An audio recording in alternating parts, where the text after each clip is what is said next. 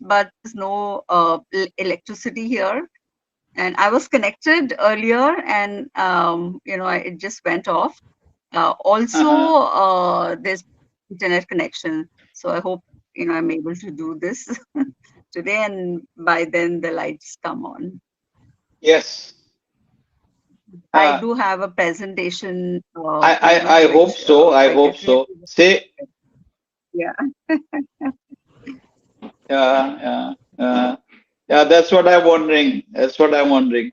Uh, Yeah. I don't think yeah, you can give anything without with this taking it from mobile and all. And that's not possible. Yes, it'll be difficult. Yes.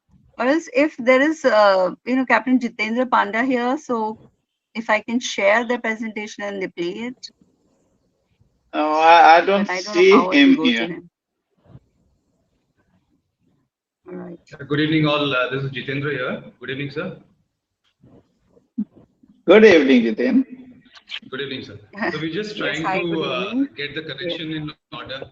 Good evening, sir. We're just trying to get the connection in order. We are in Century Club and members have already assembled. Just give us 5-10 minutes, so we'll just get the connections. Sure.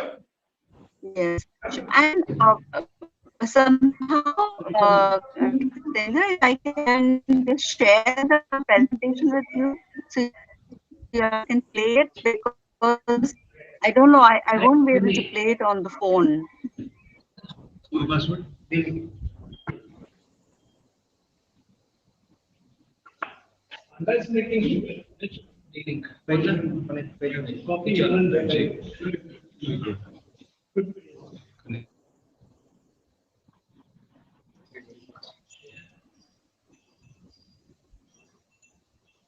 Connected.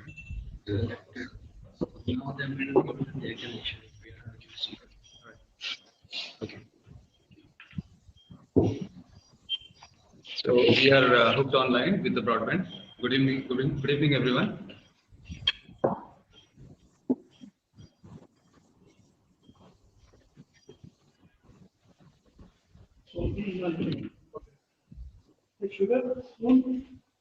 Sir, will you?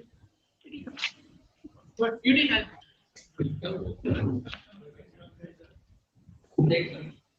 Where come from a long way. No.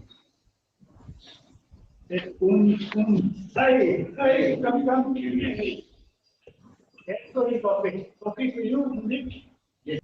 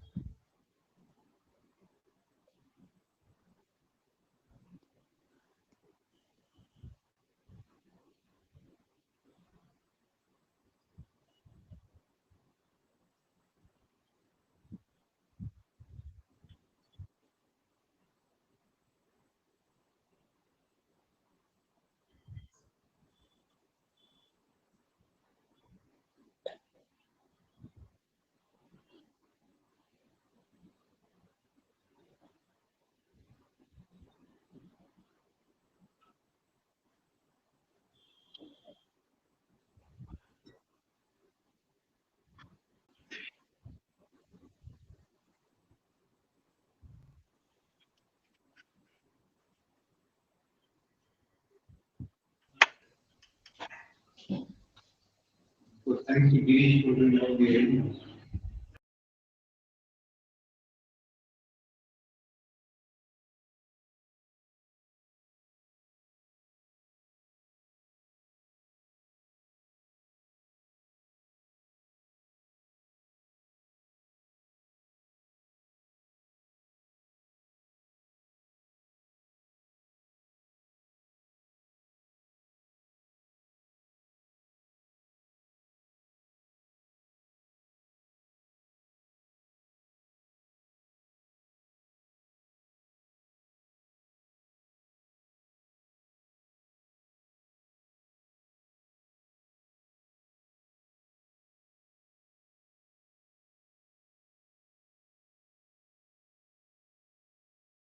and 3 very interesting topics that we are going to discuss about. Am I audible to people on the GeoMeet app? Can someone say if I'm audible?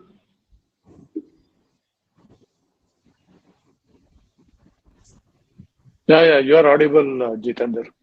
Okay, right. Thank you, Captain. So we have Captain LK Panda, who is nautical advisor to the Government of India. We have Captain B.S. Rao, academic director, retired from HIMT, and we have Dr. Kusum Kanwar, who is an expert on psychological aspects of mental health. So we'll begin with a small opening from one of our members, Captain Ankit, who will give a short brief about CII, which stands for Carbon Intensity Indicator, and we'll take it from there. We'll request Captain LK Panda to give his inputs on the subject after Ankit is over with his brief.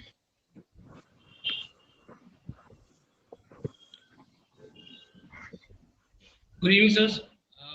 I would like to talk about CIA. CIA basically stands, acronym is for Carbon Intensity Indicator, and this is basically a measure of how much greenhouse gases or how much carbon footprint we are leaving in our ecosystem as shipping. So basically, it's a measure of the unit of for CIA will be tons grams of CO2 per ton per mile. So it depends on the cargo carrying capacity as well as the distance traveled of a ship with the respect to its deadweight and the type of fuel she is using. The type of fuel is a major factor here because that is the only source of carbon generation on board our ships. Any resistance to a normal operation of the ship will make you burn more fuel, which will again result in the increased carbon into the environment. CII is a measure of ship's pollution capacity. It compares a ship's carbon emission to the benefits it provides to the society by moving goods through the sea. Bigger ships have bigger emissions, but they also carry more cargo. So in that respect, they will be given a fair evaluation of their carbon deposits with respect to the more cargo they are carrying. CIA rating, there is a CIA rating system in which each ships will be classed from rating A to E. A being the best and E being the worst. So there is a calculation system for it, which has to be started from 1st January 23. And for the calendar, the annual ratings for annual readings for the calendar year 2023 has to be submitted to IMO by latest by March 2024. So they will calculate the ship's rating for the calendar year 2023.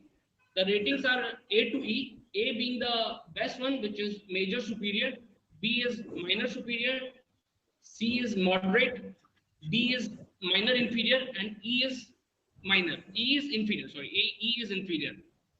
Now what happens if your vessel falls into a category of E or E for 3 consecutive years? Then you will have to take some measures. Now these measures will be in your SIM part 3, which is also effective from 1st January 2023.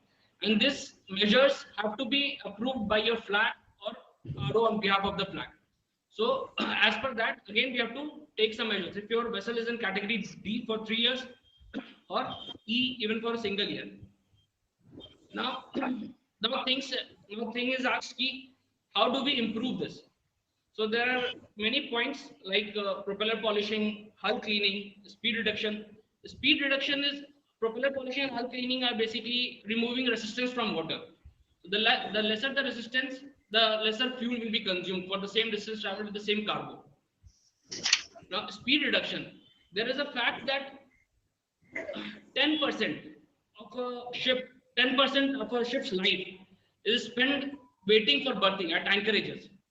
So, and they can just reduce the total emission of the entire shipping by 20% if every ship arrive on time.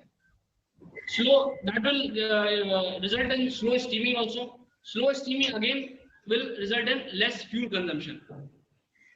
And there is air lubrication. We have this Shell chartered vessel 170,000 cubic LNG carrier named Methane Patricia Camilla. She is the first vessel to be installed with air lubrication system on the hull.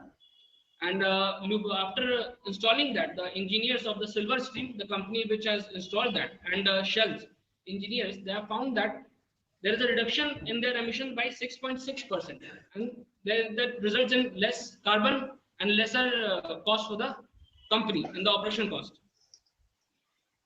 Then there are hull coating, weather routing, wind power.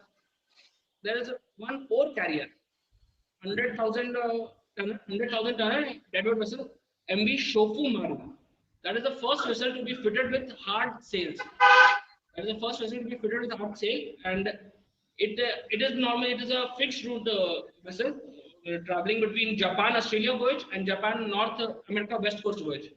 So with this fitting of hard sail, this was commissioned on 7th October 2022, and with this fitting of hard sail, they have achieved a reduction in their emission by 5% on Japan Australia voyage and 8% on Japan and North America West Coast voyage using wind power.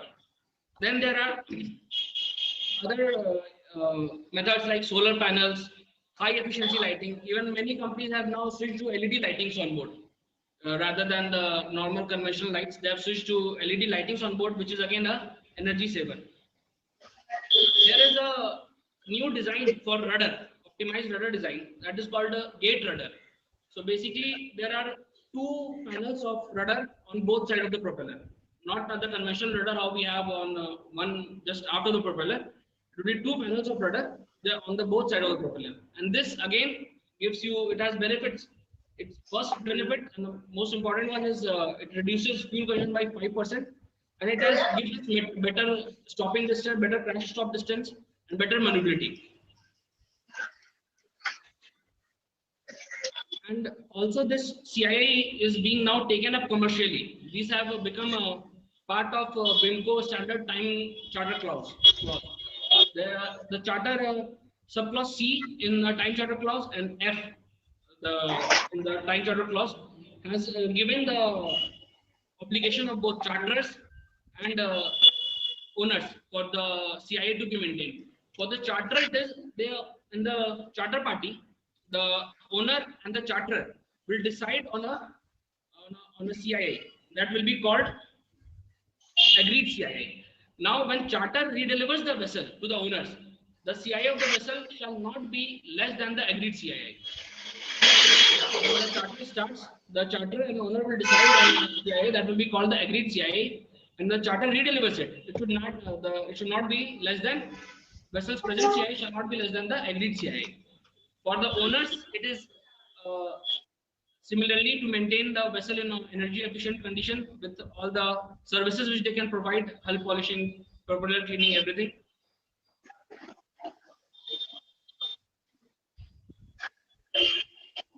Also, every year, the CII rating reduction factor is there. The IMA setup reduction factor, the CII has been reducing every year. Now they have decided in 2026, which is 11%. So further on, after that, after assessing the situation in 2026, they will decide for further reduction factors, which will again be more. So vessels which are not complying with CII or are having D or E category will need to take some measures. Basically, there is one calculated CII first. First, there is reference CII. Yeah, that is a tabulated form. Reference CII, and then basing on the reduction factor, there will be a. You're making the base as close you are to that. Yes, yes. Below it. Yes. Thank you, Ankit, for this beautiful presentation. So, like with everything that comes to shipping, there's a monetary cost that is involved in this particular aspect. So, I would like to request Captain L.K. Panda, who needs no introduction. He was Nautical Advisor to the Government of India from 2012 to 2016, and Principal Officer joined DG Shipping between 2006 to 2012. Thank you, Captain Panda, for joining us today evening. And we would like to hear your inputs on this subject, sir, please. Thanks a lot. To start with, accept my apologies for not being able to deliver as I would have, because surprisingly we don't have power in my area in Bombay. So I'm linked through the phone, but nevertheless, I couldn't resist myself. Yeah, I could resist myself from this topic, because lot has been talked about what is EXI, what is CII, and today if you go to the net, you will find full of technical information. So it is on us. There is no running away from it. 5 months have passed because it came into effect from 1st of Jan 2023, and by 31st of March, come what may next year, the cat will be out of the box. Some call it that the black period, because till then the CII ratings will not be known as such. But nevertheless, the EXI part will come in the next IIPP survey. So ships will have to implement. There is no other way out.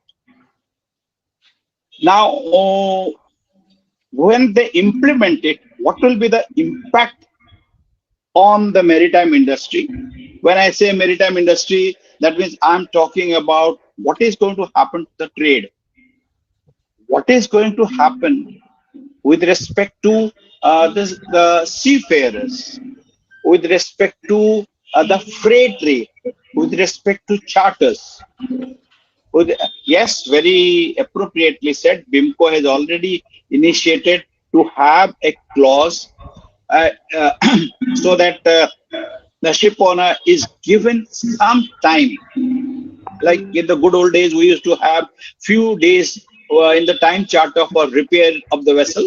The same way, the same thing has been incorporated in this one, but the other charters will follow.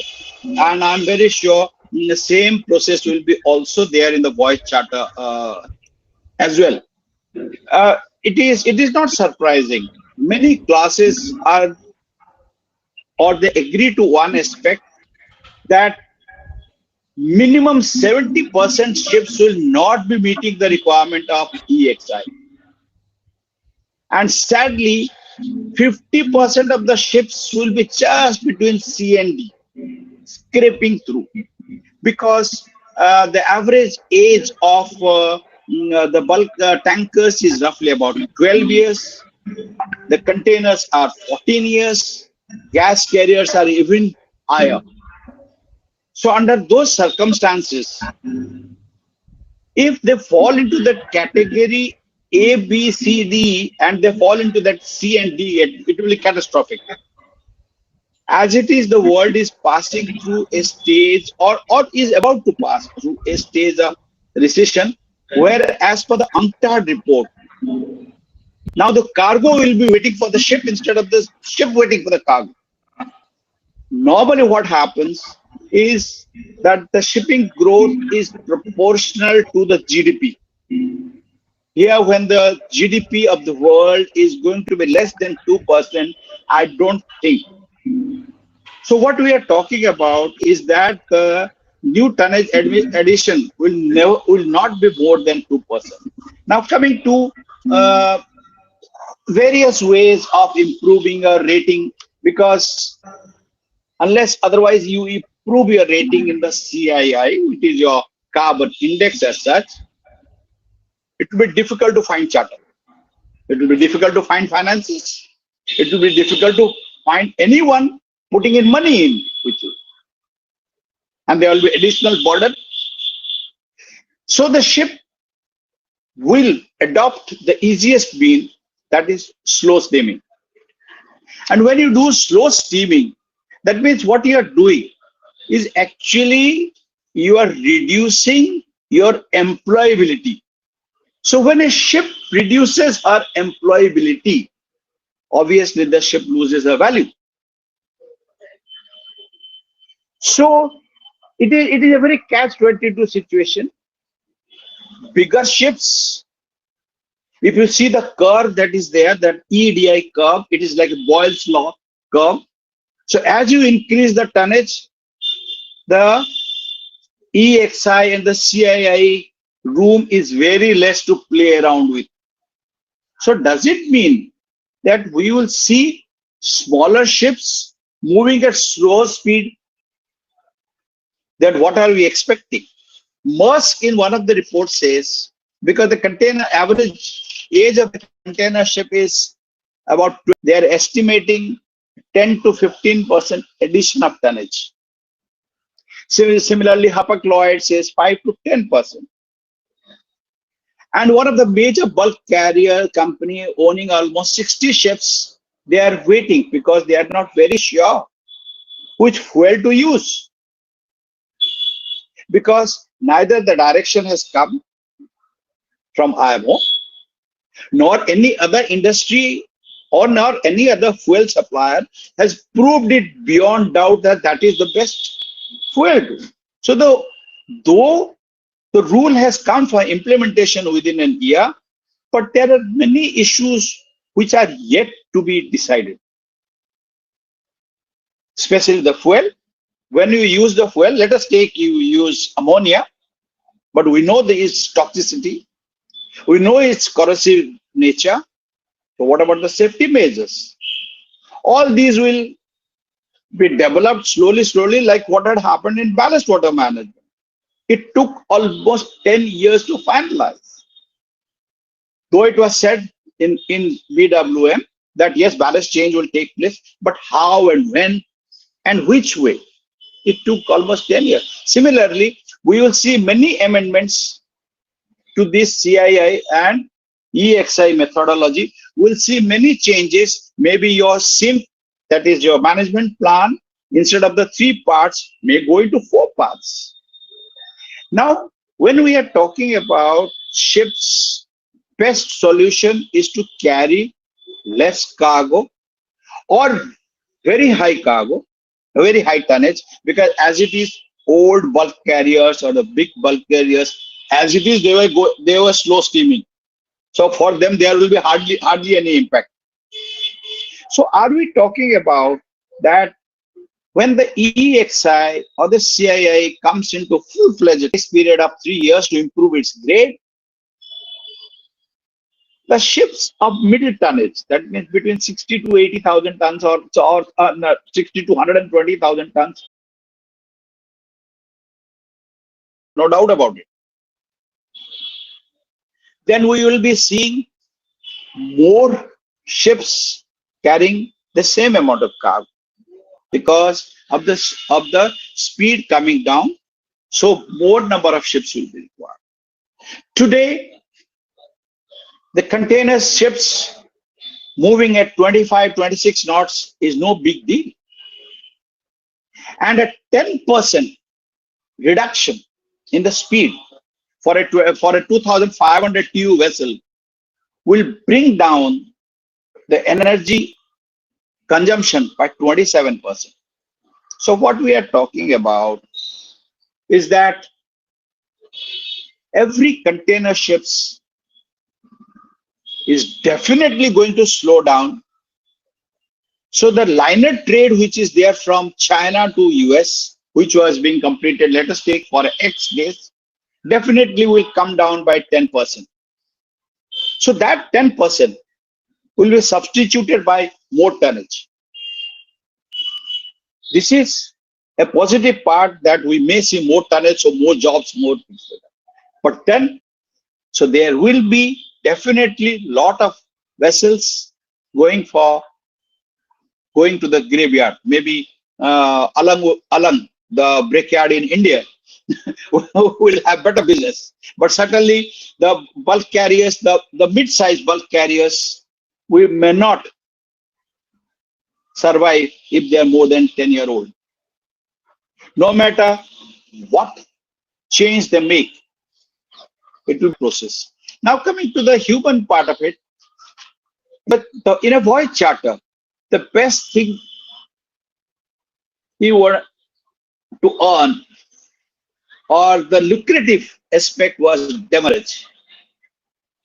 Now, so to get the demurrage money, even at the last or get the better spot higher, the ship used to utilize its maximum speed and reach well before time. But now with slow steaming, this aspect is also gone. Now, whether to meet CII or to meet the EXI part, whether that is a requirement under the law in totality and whether that should be incorporated in voyage charter, or any damage that is coming from there or any loss that is from there, whether that will be covered by the insurance, that is to be seen. So therefore, as rightly you said, that BIMCO has taken a leaf and incorporated a clause to take care of the CII. Similarly, all charter parties will have to incorporate some clause to protect shipowner's interest so that he complies with the EXI and the CII board. Next, coming to the human element part. Now, whether the tonnage will increase, whether number of ships will increase, it is anybody's guess. Only we will come to know next year when the CII ratings will be out. Because based on that rating, the ship owners will wait, or hopefully by the next year, the fuel, the most suitable fuel, alternative fuel, we have seen wind power, we have seen biofuels, we have seen non-carbon fuel, methane, we have seen LPGs, and we have also seen some electrically powered vessels. So from one simple diesel engine or hydrocarbon fuel, we have gone into 4 or 5 type of fuels. It is anybody's guess, but hopefully the things will clear out by the end, by March next year. Then will the seafarer be on that type of fuel? Because I recall when a simple ECDIS was changed, though the basic principle was the same, but immediately the law came that he should be specifically trained on that type of ECDIS. So are we fearing or expecting that same principle may be adopted? That if it is a methane fueled vessel, then the all officers concerned must be adequately trained of that fuel because of bunkering, because of operations. So are we expecting further training of seafarers? Next is the voyages are getting longer and longer. As it is, we have observed that the patience part of every seafarer is decreasing by the day. So longer the voyage, longer will be, I'll not say the torture, but the longer the voyage, longer will be the isolation of the seafarers at sea. So mentally he has to become more tough. Next is monitoring of vessels through the data. Every data has to be picked. New softwares are available. So the voyage planning will no more be limited to or no more be guided by the navigational issues. The voyage planning will have to take several aspects: the best possible path, the best possible speed, and the best possible trim will be all based on data analytics, based on the software program. So will the ship's crew be simply driven by the information fed from shore? Will the master be told what to do during rough weather? And rightly so, nothing wrong in it if it is for the safety of the ship and safety of the environment. But excessive control, as we are knowing, is detrimental, has proved detrimental to it is required, because otherwise everyone has to change. These are small engine, changing the procedure, changing the management plan, bring in SIMP 1, bring in SIMP 2, bring in SIMP 3. But all elements related to commercial venture of the ship and the human element are also interlinked. So this year is going to be a crucial year, and a lot of lessons have to be learned. And by March 2024, we will have a better understanding of how to move ahead with it. But one thing for sure, it has to be implemented, it will be impacted, and it has to be complied with, because we don't have much time. We have 2030 to meet the first target, 2050 to meet the next target, and as we go along, more and more addendums and amendments will certainly come in for handling the situation as we go along. That's what I feel at present, and let's await. Thank you for giving me this opportunity to give my views as I feel. Now, these are my personal views, and I think similar views have been also echoed on the net by many, that there are a lot of elements which will come out slowly. No one has a crystal ball to gaze and see that this is what is going to happen, but all agree that it has to be implemented and it will have its impact in shipping. Thank you.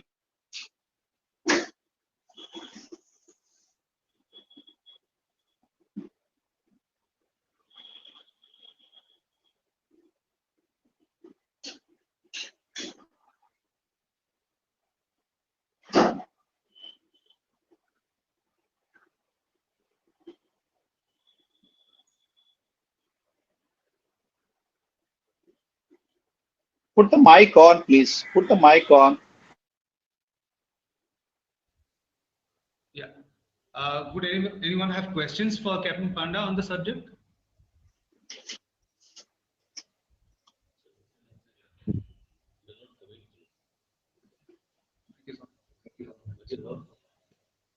Any questions for the speaker on the subject, please? Thank you, Captain Panda, for briefing us, giving us some inputs on the topic, where you have inaugurated the operational, human resource, legal, commercial aspects on the subject. If there are no questions, can we go to the next topic? Okay, our next topic that we would like to discuss under the guidance of Captain Panda is Provident Fund for Seafarers. So Provident, the seafarers' financial security has long been debated. Seafarers do not have a fixed source of income. They are on contractual basis, and PF has been a debatable topic for a very long time. Indian seafarers have thankfully been covered because of the governmental rules and regulations governing the PF. Indian seafarers on Indian flag vessels have been beneficiaries of PF. So I would like to request Captain Panda to please advise on how DG Shipping is looking at including Indian seafarers who are employed on foreign flag vessels, whether they should be covered, and what are the financial implications for the companies.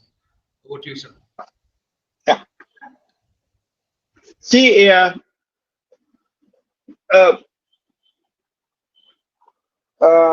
as far as labor laws are concerned,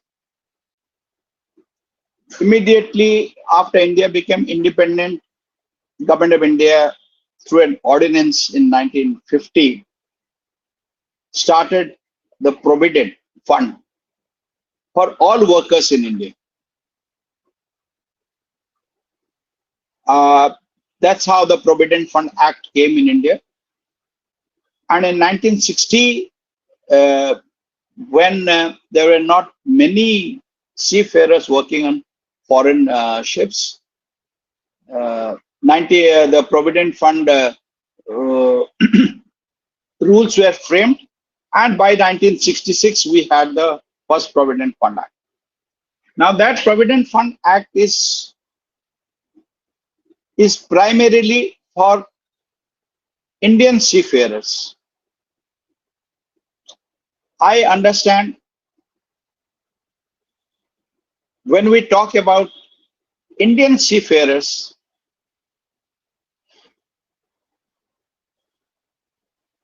whether it is Indian seafarers working on Indian ships only,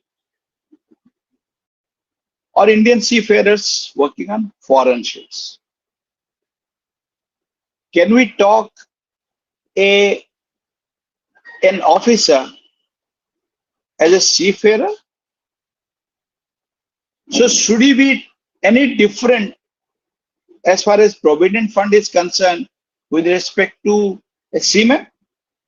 In my opinion, no. As far as Provident Fund Act is concerned, officer and seaman are same. Now, through the act, which is well over now 60 years plus, I mean 60 years old.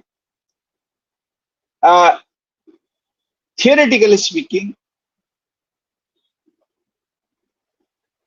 all officers and the seafarers, their Provident Fund should have been contributed to the Provident Fund maintained by the government in accordance with the Provident.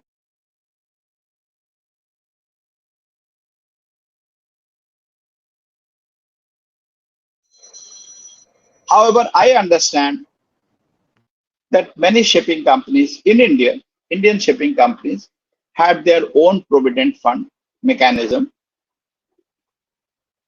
But there was a little peculiarity that for seamen, the Provident Fund was sent to the SPF's office, and for officers, the company was maintaining the Provident Fund. And the Provident Fund was different for contracted employees. Provident Fund was different for permanent employees. Anyway, that is what was happening on Indian ships. Now, consequent to the ratification or adoption of the Maritime Labour Convention, which was incorporated in the Merchant Shipping Act, especially the Regulation 4.5 of the MLC talks about social security. The social security, and if we go into the social security, there are many elements. Therefore, the government of India thought that why not start a mechanism by which the Provident Fund for all Indian seafarers, irrespective of flag, all Indian seafarers, irrespective of flag, can be systematized or can be regularized by one authority, and with that noble intention, so that Provident Fund collected can be given an exemption under the Income Tax Act, can also be utilized for the purpose of gratuity, for the purpose of annuity, and meeting all the requirements, all those 6 or 7 requirements under the regulation A 4.5. Okay. Now the moot question here is, and with that intention, the Director General of Shipping thought it prudent that the old act has to be amended. So they made a draft, send it across to the industry for their input. Like the CMMI and other agencies or other organizations, I have also given my input. Though the spirit is good, in line with the MLC, but how do you implement it? Because as of today, there are well over 70% of Indian seafarers who are working on foreign flag vessels. Then some are working on certain a simple data, an empirical data, and one of my good colleague informed me that not even 50% of the seafarers remain in the same company for more than 3 years. So if the provident fund is deducted by one company, then the same should be transferred to the second. And that can only happen if it is collected at one point. Next is a seafarer, when he joins a ship, that particular ship follows the law of the flag state.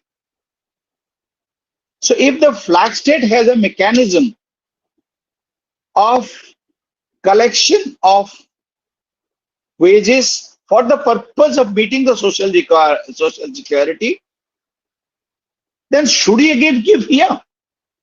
That means what he is doing is that he is contributing twice.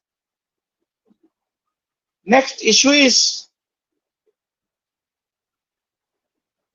who collects? Theoretically speaking, as the Act says as of now, that the employer shall contribute. The wordings are that the employer shall contribute his part and the seafarer will contribute his part. Government will be a protectorate and give certain benefit by way of percentage of interest. Now the question is the RPSL, as per the MS RPSL rule, every Indian seafarer working on a foreign flag vessel has to have a contract of employment through a approved RPSL holder. So can we call the RPSL as the employer? That he is entrusted with the responsibility of ensuring that the contribution from the owner's side goes to the provident fund.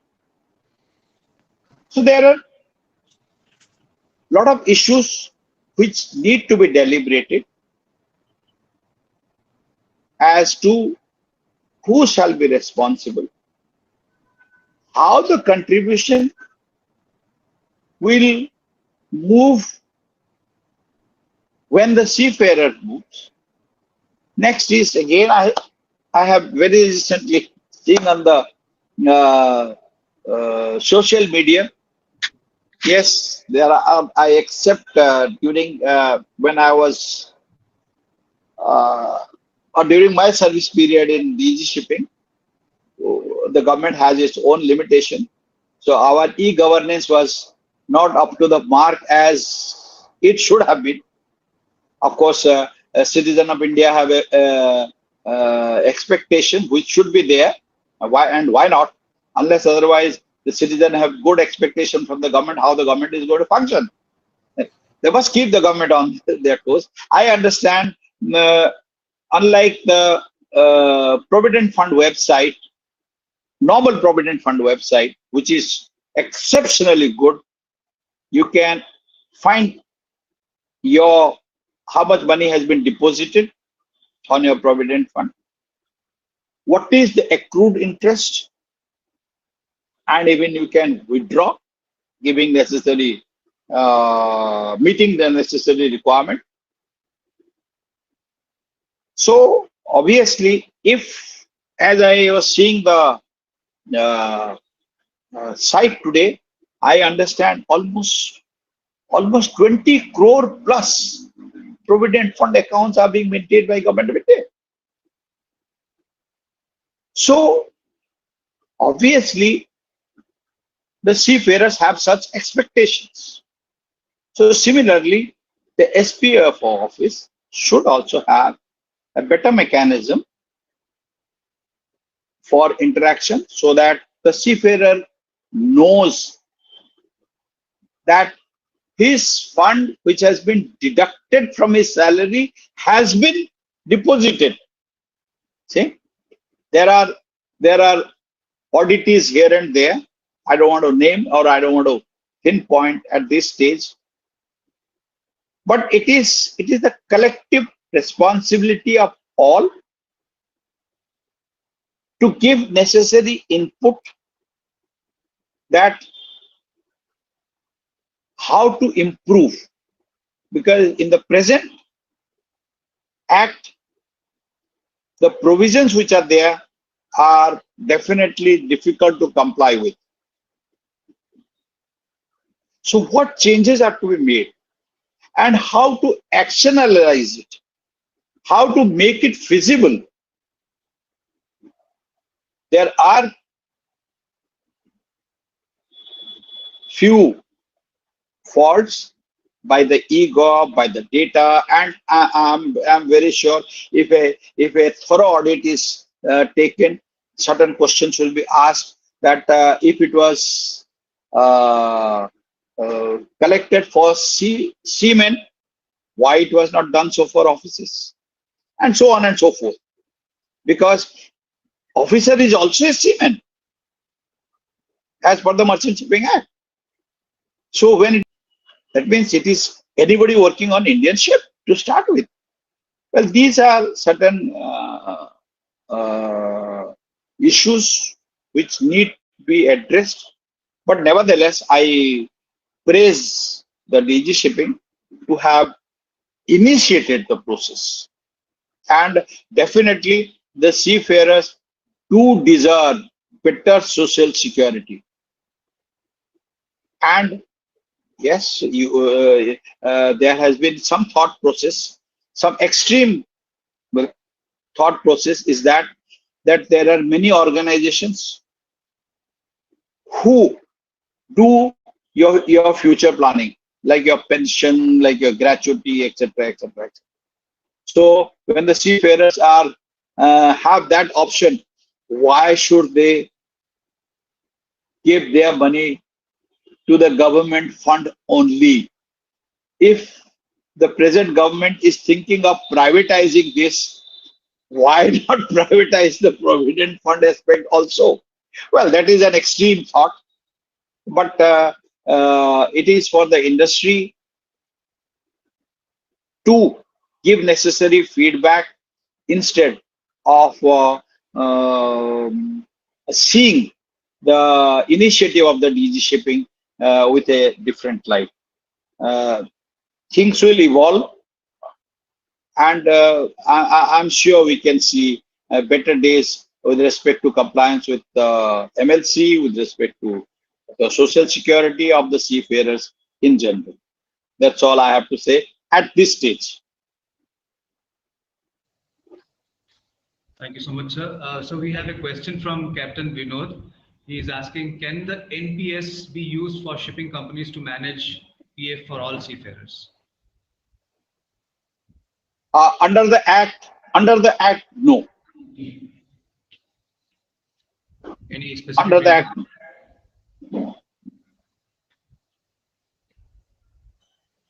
any specific reasons of why NPS cannot be? yeah, because the SPF Act, Seafarers Provident Fund Act, because as you may be knowing, every work procedure has to follow the rules and regulations set by the Government of India. the Seamen Provident Fund Act of 1966 does not have such provision of delegating another agency to maintain. Maybe, yes, there is an exception clause in every act, unless otherwise the trustees, there is a trust, the trustees have a power, they can give under exceptional circumstances, but as on today, no. Right, sir. So what has been the feedback that you have received from commercial organizations, companies? Are they warming up to the idea? Some are not.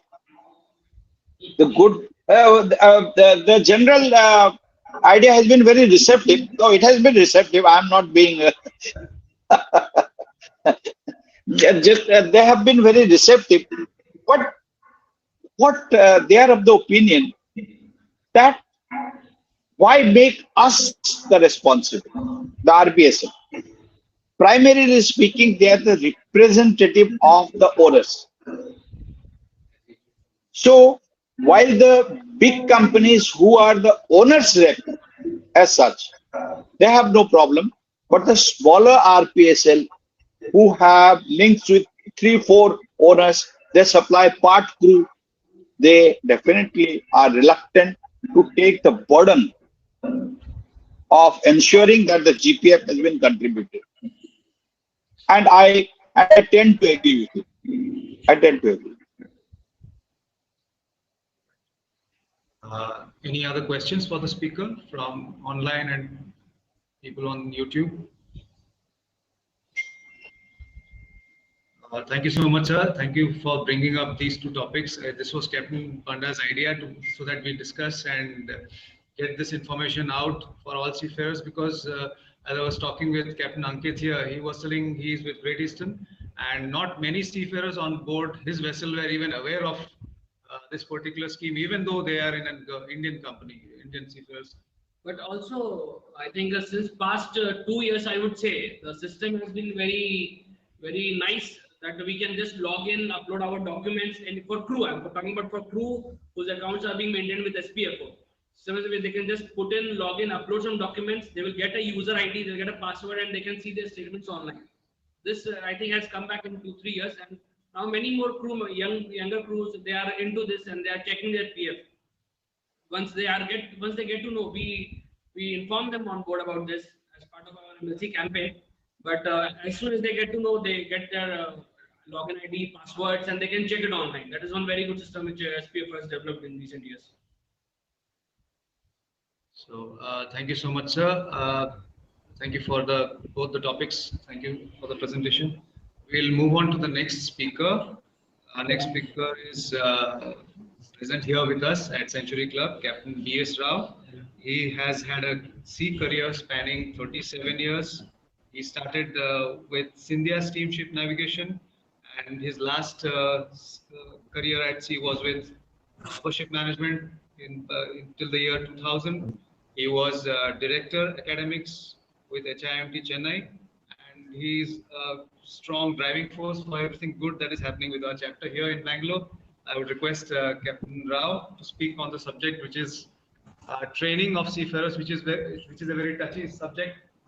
And I was actually discouraging him from speaking on the subject because there will be a lot of negative opinion on the subject. Thank you so much. Good evening, fellow mariners. When I talk about seafarers, their training, and mishaps and other such incidents taking place, these are my personal views and thoughts. The subject of mishaps or accidents, as we commonly refer to them, what are these incidents which bring about widespread damage, sometimes fatal, to persons and property participating in a maritime adventure? Why does this happen? Immediately, a deafening roar comes out. Blame it on the trainers. People have not trained the seafarers adequately. Are we being fair when we say something like that? Do we not have an infrastructure and a system in place to ensure that such a lapse does not take place? Yes, we do. And these lapses take place, these mishaps do happen in spite of it, not due to lack of these structures and the systems in place. We have rules and regulations galore. Checklists. Half of the seafarer's job is filling up checklists. And on top of that, we have them doing basic courses, advanced courses, and we also have punitive action and criminalization of seafarers. This is one of my bugbears, and I will come back to this in a little while, towards the end. When I commenced my pre-sea training a few decades ago, I'm an old fossil. The dangers, the causes, and repercussions were drilled into us. We understood the dangers. We imbibed our training, and the knowledge came from the experience of our mentors and teachers. Many of you will recollect that during that time, 50 years ago, when people came out to sea, we had something like 50, 60 people on board the vessel, and there were ample number of people to train the seafarers. There was time enough. Shipping was not a run, money-making factory the way it is today. We did have mishaps and fatalities in the earlier days, but I confess that the awareness and following of safety norms was in the high percentages and the lapses in very small digits. What then has gone wrong? Have we lost sight? Have we lost sight of our values? Have we stopped training the people? No, let us retrospect and see if we can find the reason. While teachers were limited to ex-seafarers, we had on board practitioners of the science who ensured that we understood and learned what was being taught to us. Senior officers serving on board today are overburdened with other aspects which have become part of their duty, that they can scarcely spare the time to nurture and mentor the youngsters who are learning the craft in the maritime trade. I have been on both sides of the training table. I have been a trainer, I have also been an examiner. And the level of understanding and implementation of the norms and regulations which are put across to the trainees is not understood. Yes, we can always turn around and say, if the learner hasn't learned, the teacher has not taught, The teacher has not done his job. Very well. But let us take another look. Who are the people who are coming out to sea today? Who are the people who are coming to take their training? Are they coming to make a career at sea? No. Seafaring and shipping are the last things on their mind. They do not get admission into good teaching establishments for getting a basic degree.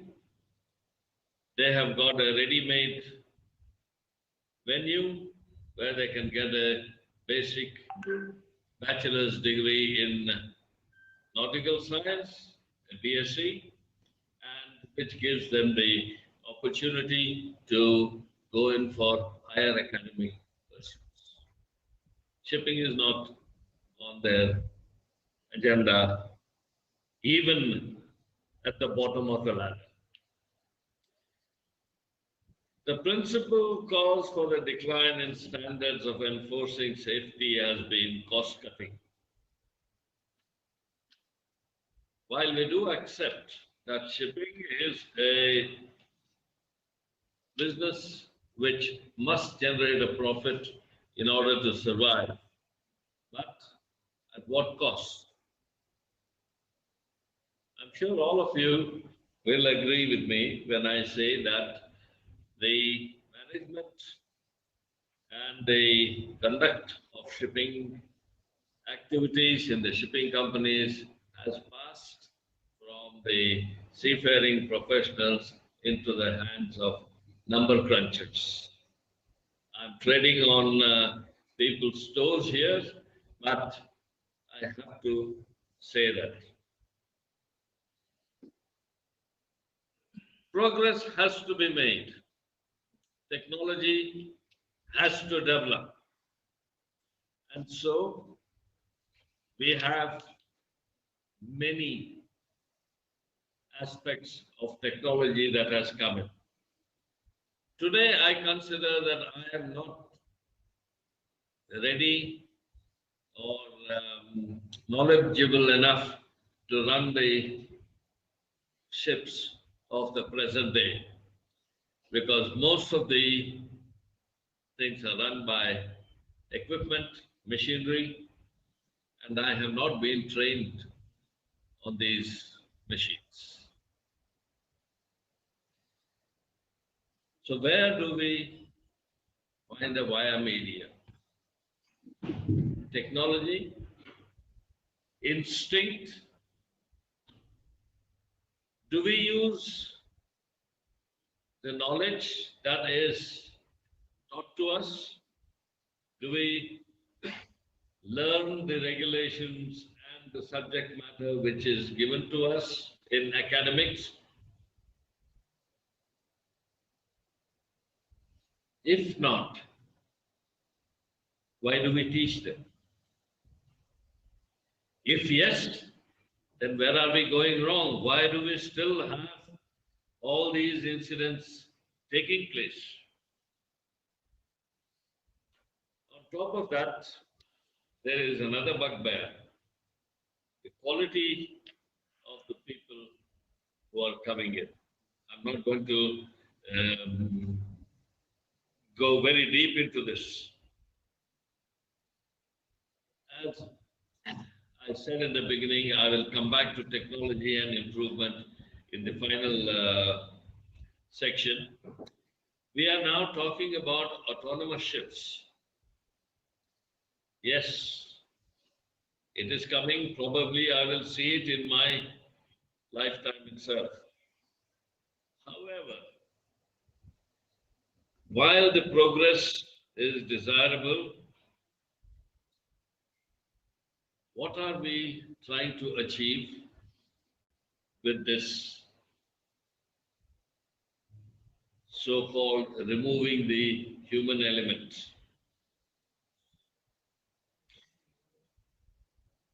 This development is a recipe for disaster. Many more corners need to be rounded and and the joints be fitted in place before it becomes a viable and sensible undertaking. Change is inevitable, definitely coming, but we need to have a support infrastructure in place.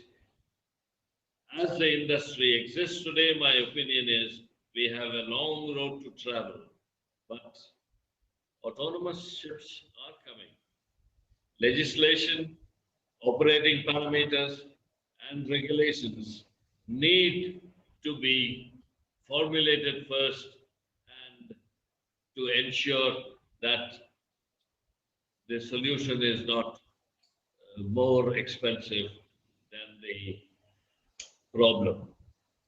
In conclusion, on a lighter note, I ask you, when you have an autonomous ship, who are you going to blame when things go wrong? Thank you. Thank you, Captain. Any questions from the viewers? Any questions from the viewers?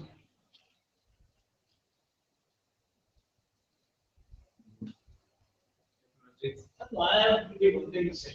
Let's say years ago, if we came out to sea, we had a master vendor, whether they got a certain you're not paying for a particular type of ship. Say you're meant to be a bulk carrier, meant to be a tanker, this and that.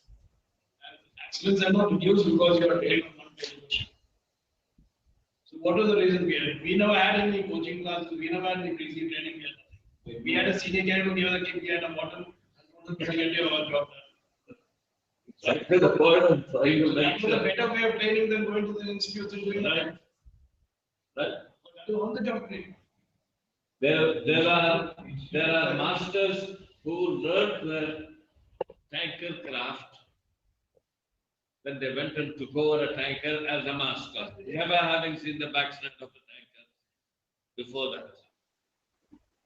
How then did we last? Actually, I think there are two reasons, I think, why everything is gone wrong. First is the introduction of computers on the ship. When I joined the sea, right, what was the master's chief of? They had so much time, the chief engineer, a lot of time, right?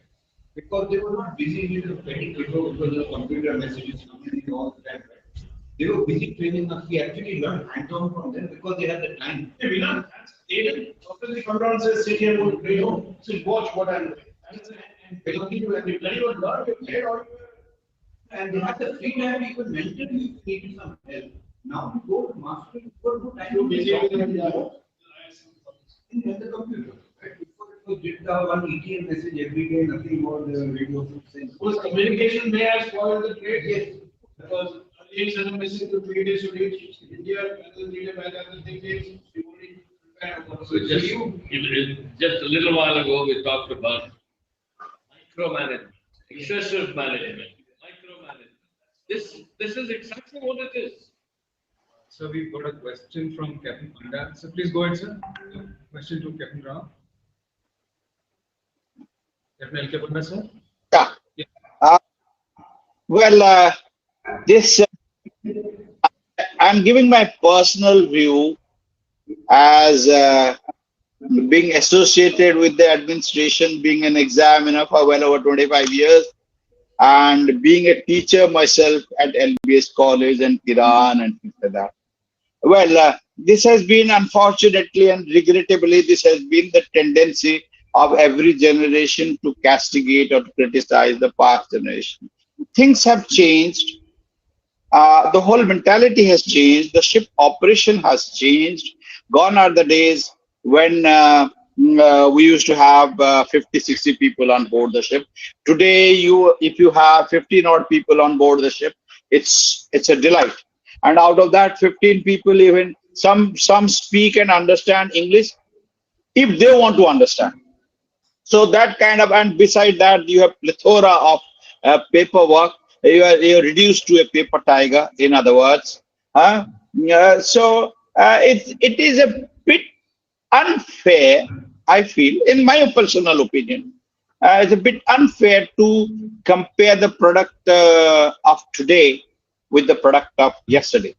But notwithstanding, I totally agree that the people of yesterday had the skill set. They didn't have this, they didn't have the GPS, they didn't have, yeah. It's something like, I tend to agree that the skill set has changed. What has happened is the sincerity and purpose. We, the old generation had an affinity to shipping. Here the affinity has changed. So if a sincerity of purpose is lost, then obviously the output is entirely different. I'm not criticizing anyone's view. I feel this is what I observed. It's something like, during my period, I had asked one of the maritime training institute who boasted that they were the best training institute and blah blah blah blah. So I asked, said, you all, as per the new law under the STCW, right? You are supposed to train, examine, and if he is good in your opinion, then you allow him to MMD examination. So if your result is 100%, then why the MMD result is 30 or 40%? So there is a gap everywhere.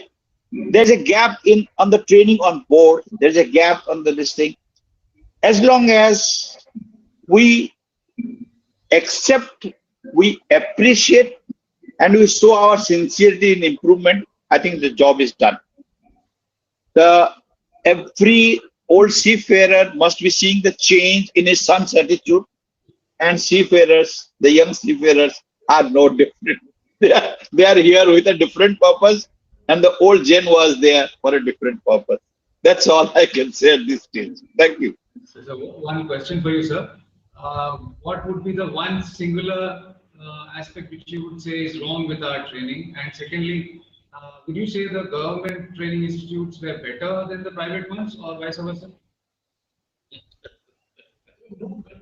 No, I'll just tell you a small example, because I had taken a decision that I'll not, I'll enjoy my holidays after retirement and not participate.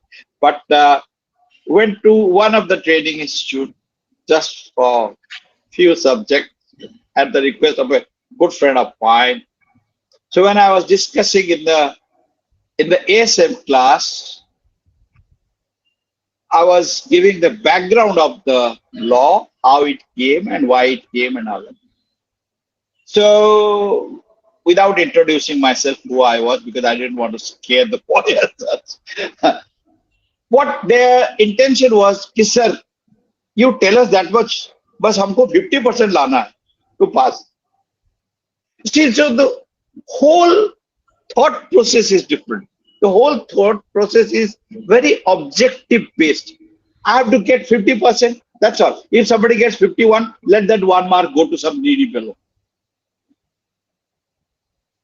The zeal to excel, the zeal to do the job, or the affinity towards the job, it's not there. I presume that is the next gen that is happening. We all seafarers, we have sons and daughters. The old people, they must be observing the same thing with their kids, and the seafarers are not. So one single thing is, I can say, the sincerity of purpose is not there. The sincerity is not there. The whole objective has changed. Maybe for better, I can't say. In another 20 years' time, they may say that what we were talking was all crap. So we have to move on as the things are moving on and live with it. That's all. I think Captain Rao will agree to that last point that you raised, and the sincerity of purpose has reduced drastically. I'll only give the last word to Captain Rao to close this particular session. Well, you're putting me on the spot. No, the only thing, everything is the same. The people are the same. and the purpose is the same. Sincerity varies in degrees. However, ships will continue because we need ships and there will be people to man them. But the only thing is the quality of the manning is definitely different today from what it was earlier, and it will be more different in the future, whether for the better or for the worse. I leave it to you to judge. Thank you. So much, Captain Rao. Any questions for Captain Rao, please? See, our industry is not a profession. How much of what is being taught or how much would be we go and write those exams is applicable on board. That's exactly what I brought out. Let's take today the first thing, navigation. What is navigation today? Look at the GPS, 2 points there. Where's principles of navigation? Where's practical navigation? Forget about the principles and the practical aspect of navigation. The fellow doesn't even know what to do with the site. He just points the digital sextant and that comes out that piece of paper. Last 5 6 are no section. Yeah, it's not required anymore. There are paper charts. There are no section. So why ask a section question in the exam one? I think the other thing we need to add here is that Indian seafarers are losing out in the market. Yeah, I don't think so. Yeah, especially with The reason they are losing out is not because of their professional, but because my grandmother is having a cough, so I have to go and give her a cough tablet. So I need to go home on leave. This kind of an attitude is what is bringing us down. But otherwise, professionally, we are not losing out. I know cases where you say I'm 4 months from black, I must get it immediately. Things like that, see, hopefully I don't know how to do it, or I'm not good about it. You have these sort of idiots on board, then you have some sort of problem. Because our company they just stopped these were juniors, they had very bad experience, junior engineers, junior officers. Thank you, gentlemen, for contributing on the topic. I would like to have the attention of Captain Panda again. There are a couple of questions on the YouTube platform. I would like to thank Sailor today for hosting us on YouTube. This recording will always be available on YouTube for people who have missed out on the presentation today, the discussion today. They can always view the recordings of what Captain Panda has told, Captain Rao has told on YouTube. So the question from Captain Venkat are twofold. First question is, there are similar agreements signed by the EPFO to take reference from. That's a suggestion, looks like. So he says that agreements can be borrowed from EPFO. Secondly, he asks, why should RPSL pay gratuity and annuity on short-term contract employees? Yep, I totally agree with it. That is what I said. That can we treat the RPSL as the employer? Because as per the Provident Fund Act, it is the employer who is supposed to contribute his share and deduct the seafarer's share from his salary.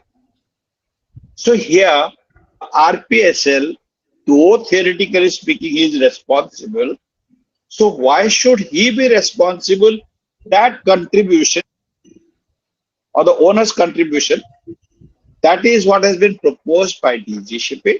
As I said, Captain Venkat, Captain Bullard, who are very knowledgeable, they should give their comments so that the new act which comes is well polished and serves the purpose. I totally agree with them that the RPSL should not be responsible. Thank you so much, sir, for clarifying that. Again, thank you to Captain Rao.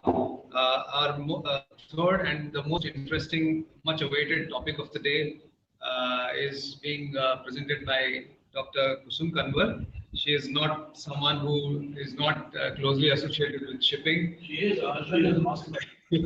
I said she is not somebody. Yeah, she is wife of Captain J.S. Kanwar, who was ex-MD of MOL India, and her qualifications are very impressive. If you go on her LinkedIn profile, I don't think anybody here will not be jealous of what she has over there. She is an eminent educationist, ex-principal of K-12 schools, founder KK Learning Systems, CEO of Add Skills, mindfulness trainer, narrative counselor, and many, many more things. One of them that really was very impressive was she's dealing with child abuse, which is a very pertinent subject as of today. So I'll hand over to Dr. Kusum Kanwar, who will help us learn, understand, and help us in assessing the mental health of seafarers. Over to you, ma'am. Thank you so much. Thank you. Thank you so much for this really nice introduction and for hosting this meet. So good evening to all, actually ladies and gentlemen, but I don't know if there are any ladies here who are connected on this CMMI Bangalore platform. Now, it's my proud privilege to be present here today to speak on mental health and well-being, referring to the World Health Organization guidelines. Now, I would like to thank CMMI Bangalore, Captain Jitendra Panda in particular for organizing, recognizing and creating the space for addressing mental health and well-being for seafarers. My deep gratitude and appreciation to Captain L.K. Panda to suggest this topic and yes, to have me here, because we have worked on many such, social emotional competencies in the past successfully.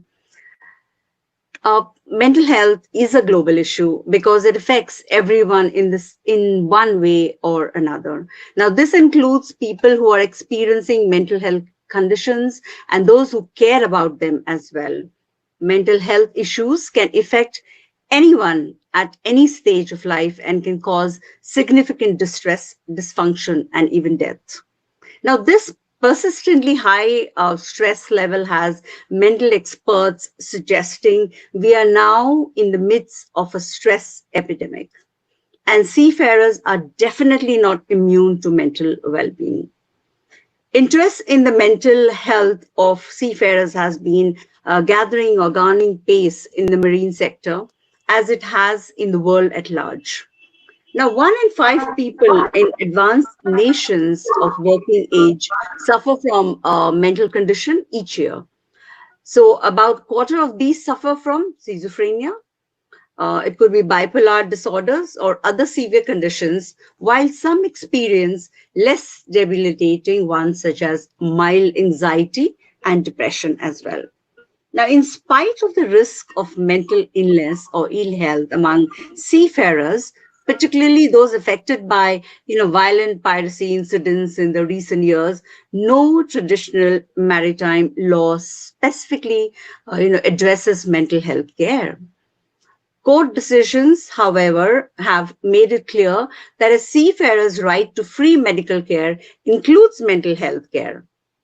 So more than legal hurdles is the stigma, the concerns about rehiring and a lack of provision, clarity, there's infrastructure are likely to be the main obstacles preventing seafarers accessing the help that they need.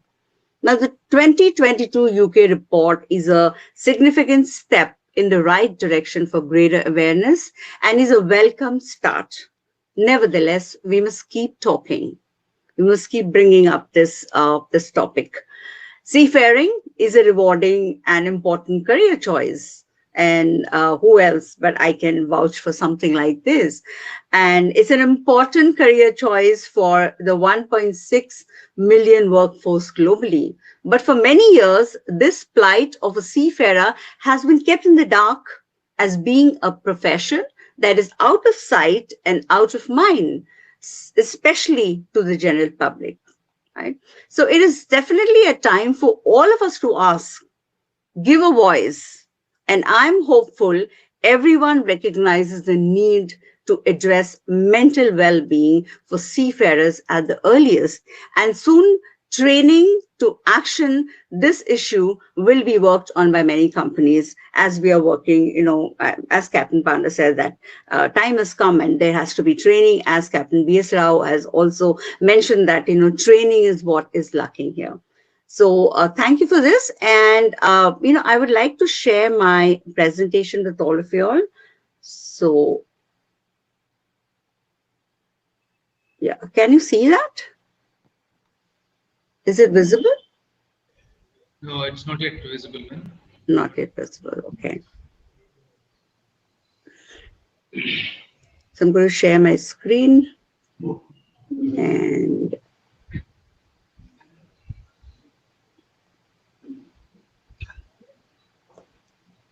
so sorry for this technology glitch again.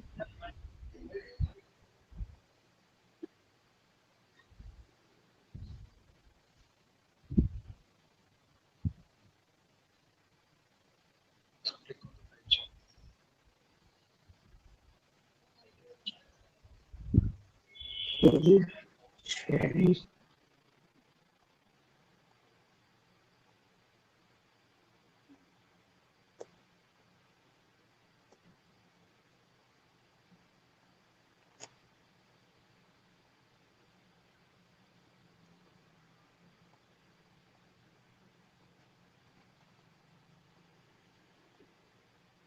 I hope it's visible. Yeah. All It's right. okay. It's okay, right? Right. Thank you so much. So, mental well-being and seafarers. Now, it's time to ask, like I said, give a voice. Mental illnesses are increasing. World Health Organization says COVID-19 pandemic triggered 25% increase in the prevalence of anxiety and depression worldwide. So, has depression become an epidemic? Depression is said to contribute 12% of the total burden of non-fatal global diseases. Now, the WHO describes it as an epidemic.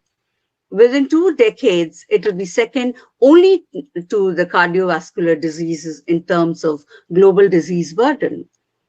The WHO sheds a focus on suicide prevention, an issue which seems to be gaining more attention in the maritime world, in light of a recent study indicating that 5.9% of all deaths at sea were proven suicides.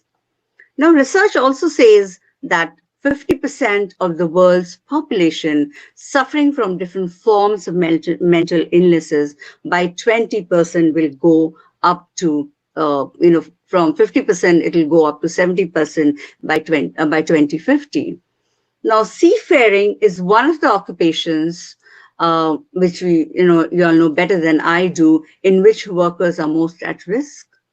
According to one study, between 1969 and 2009, at least 13% of the seafarer deaths classified as from illness, and 6% of those deaths overall were suicides.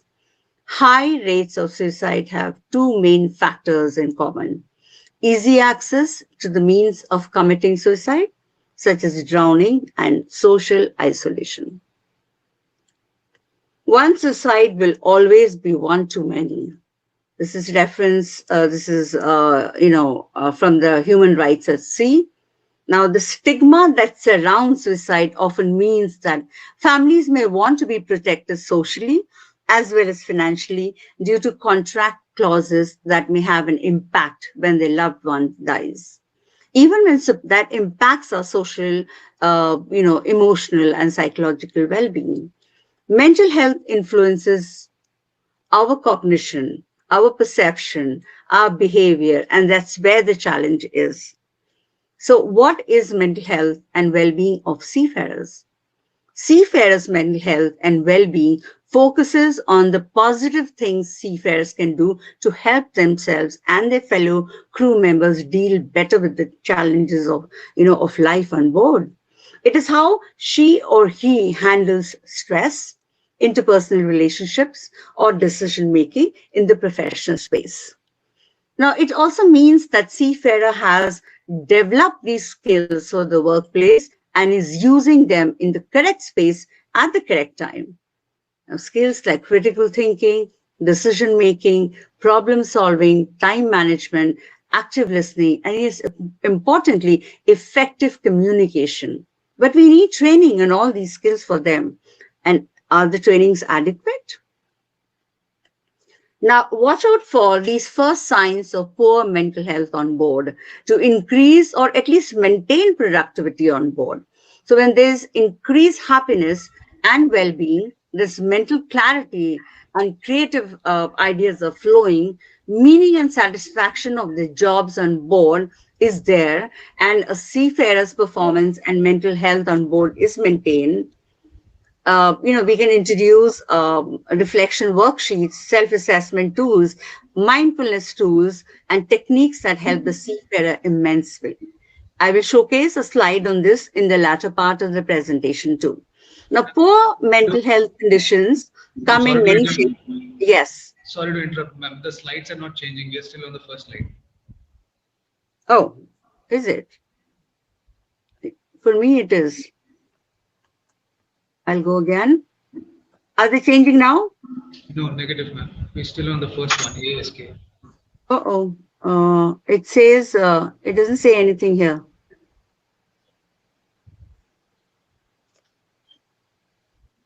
What do I do? Should I start from again? Now, maybe you can go into the presentation mode. Down below, you will have a. You stop sharing and then restart again, maybe. Yeah, I'll do that. I'll do that. Yes, I'll do that. I'll just do that. Sorry for this, and thank you for letting me know.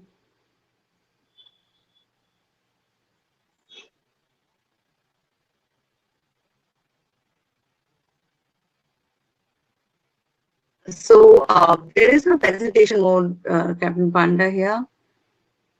I just have share, so I'm sharing.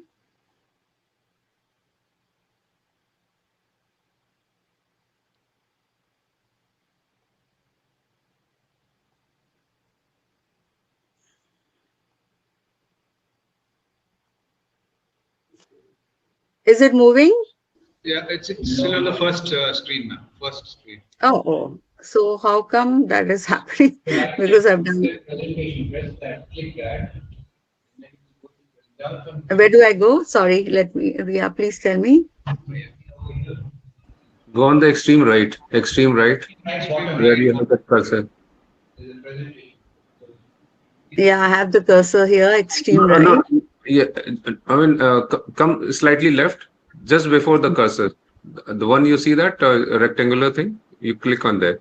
No, not just move left. Yeah, 55%. No, then, just come here. The shape is there before the cursor. The last shape, what you have, rectangular. No, not right. Come to left, slightly left. Okay, before the. Okay. This one? No, then it's third. Next. Yeah, this one. Just. This, I did this. I had done this. Is it moving? Or else you can put your cursor there on each slide and you can move it, by entering that way. You can do but that's what I'm doing. Yeah. Did it move? No, it's okay. You proceed, ma'am. No problem. Go ahead. Yeah. Click the second slide on the left side. Click the second slide on the left side. That's what she's doing. Click the slide on the left side. Yeah. Yes, ma'am. The second one. Go to second one. Second, third, whichever you are reading. Yeah. Okay. Then? Click it. Enter. I clicked it and enter. Did it come?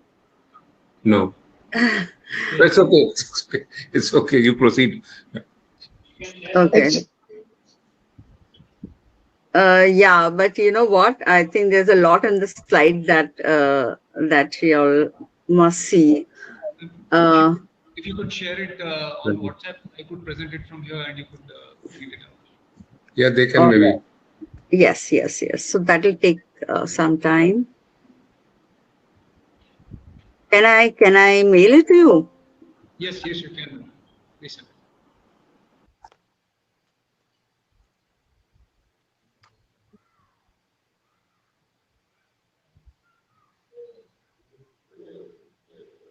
I'm sorry, this is perils of technology. Sometimes it fails you.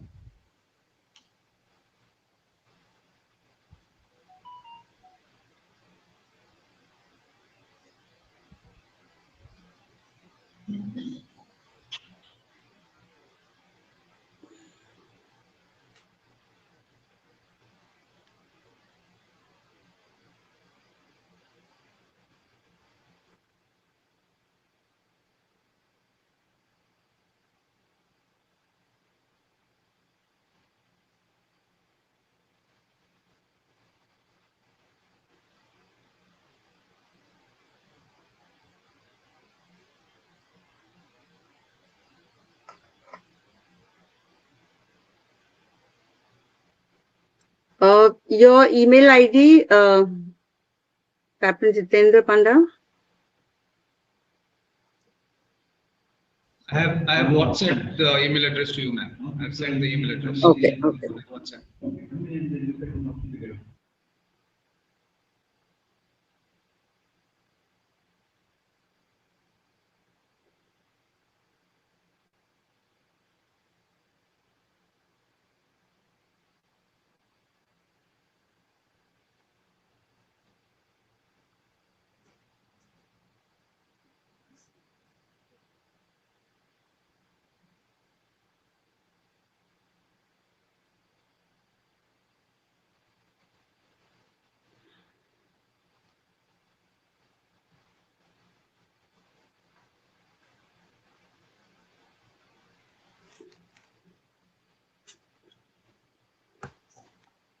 Can you check if it's come?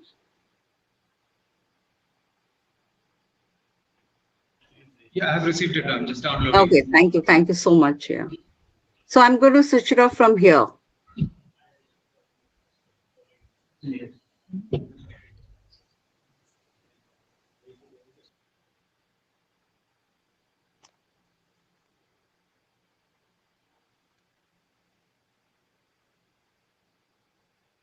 So actually everything wrong that can happen has happened today, right from an electric outage that we had here. Then I had no internet. I changed the rooms, changed everything, and then this had to happen. But it has taken a lot of mental, say, mindfulness for me to, be in the present at the moment. So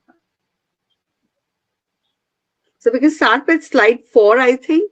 I think I had gone up to watch out for the first signs.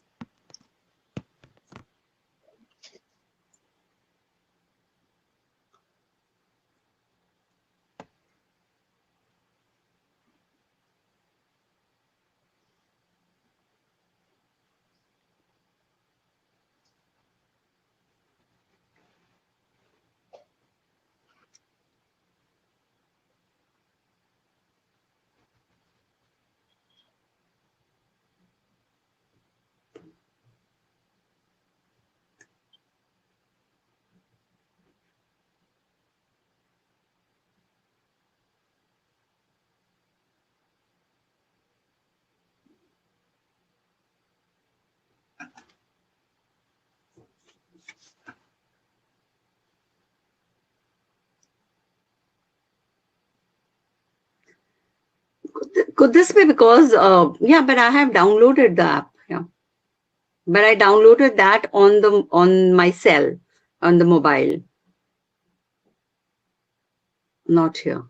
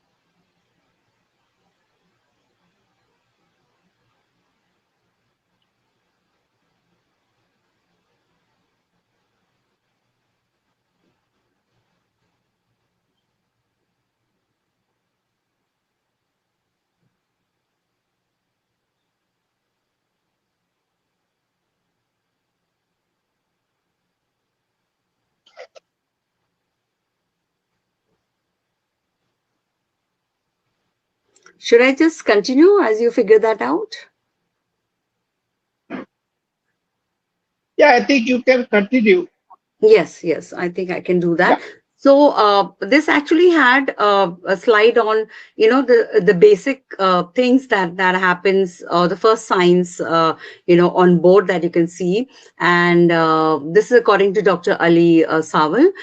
It simply starts with excessive worrying, irritability, difficult focusing, difficulty in focusing, sleep disturbances. Then there's fatigue and headaches. Now, lessening social isolation is the key, as I say, as Captain Panda also put it, that social isolation is prevalent now. So, put simply, social isolation is a state of separation from others, right, which is often involuntary and experiences negativity. Now, it is one form of psychological state of alienation and can cause feelings of boredom. And, that's what happens, due to social isolation. There's exclusion, there's anger, there's despair, sadness, frustration, and especially loneliness. So, how much of a problem is social isolation at sea?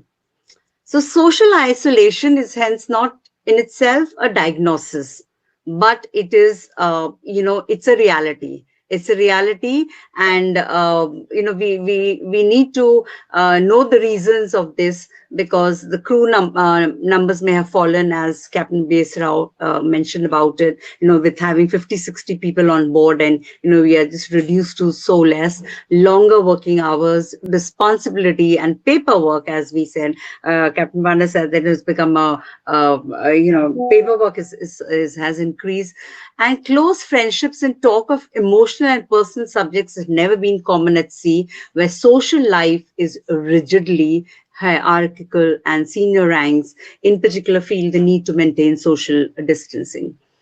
Now, crew cohesion that has been eroded all the more by the rise of multinational crewing, such that seafarers often lack the shared background and command of a common language, that's required for both banter and deeper understanding of one another, that we just observed on this platform also, a few minutes back.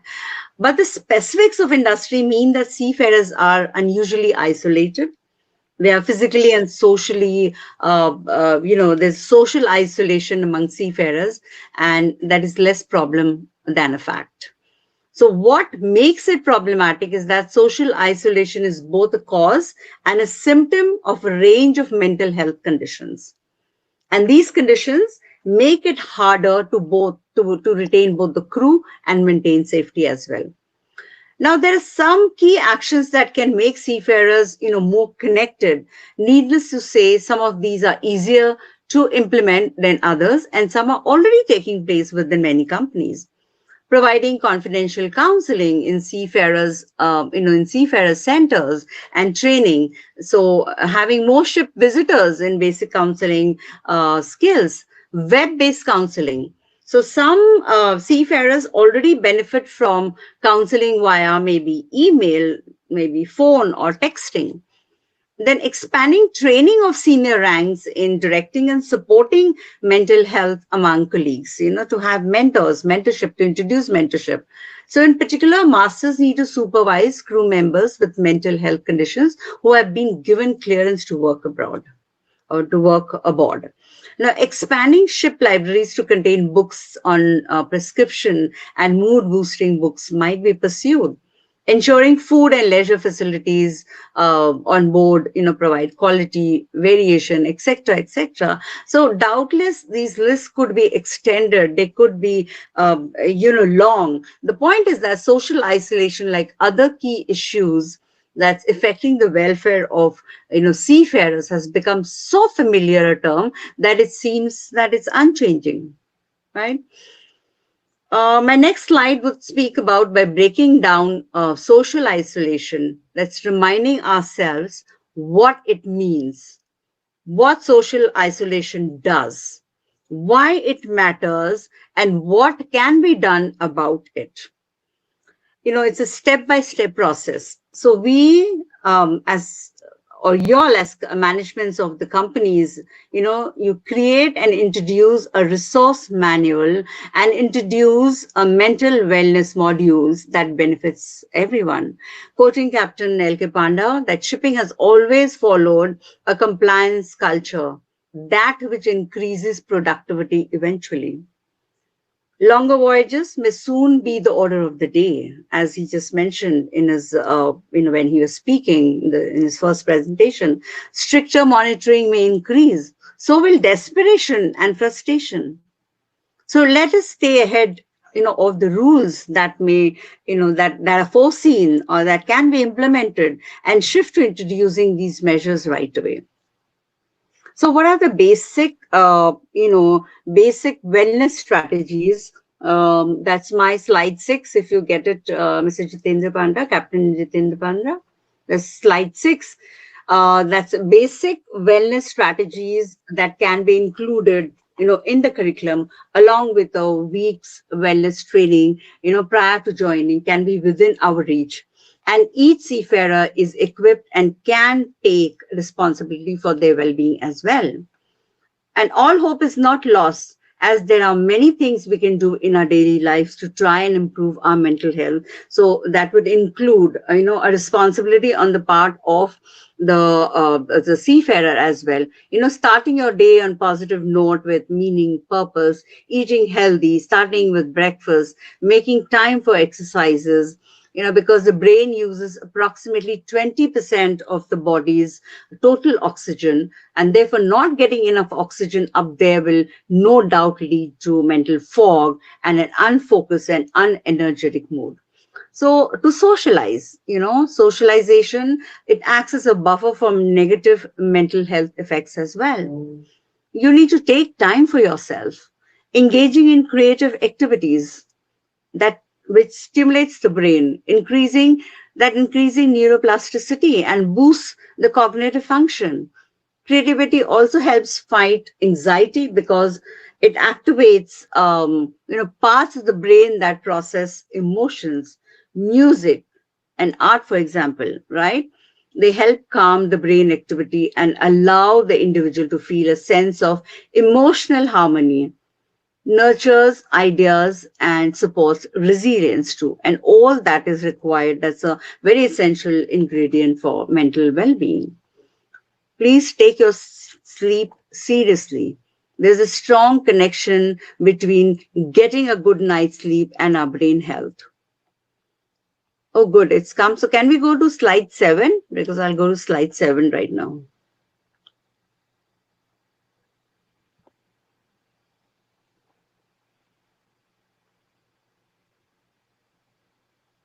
Seven, yeah.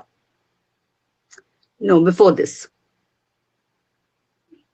Yeah. Yes.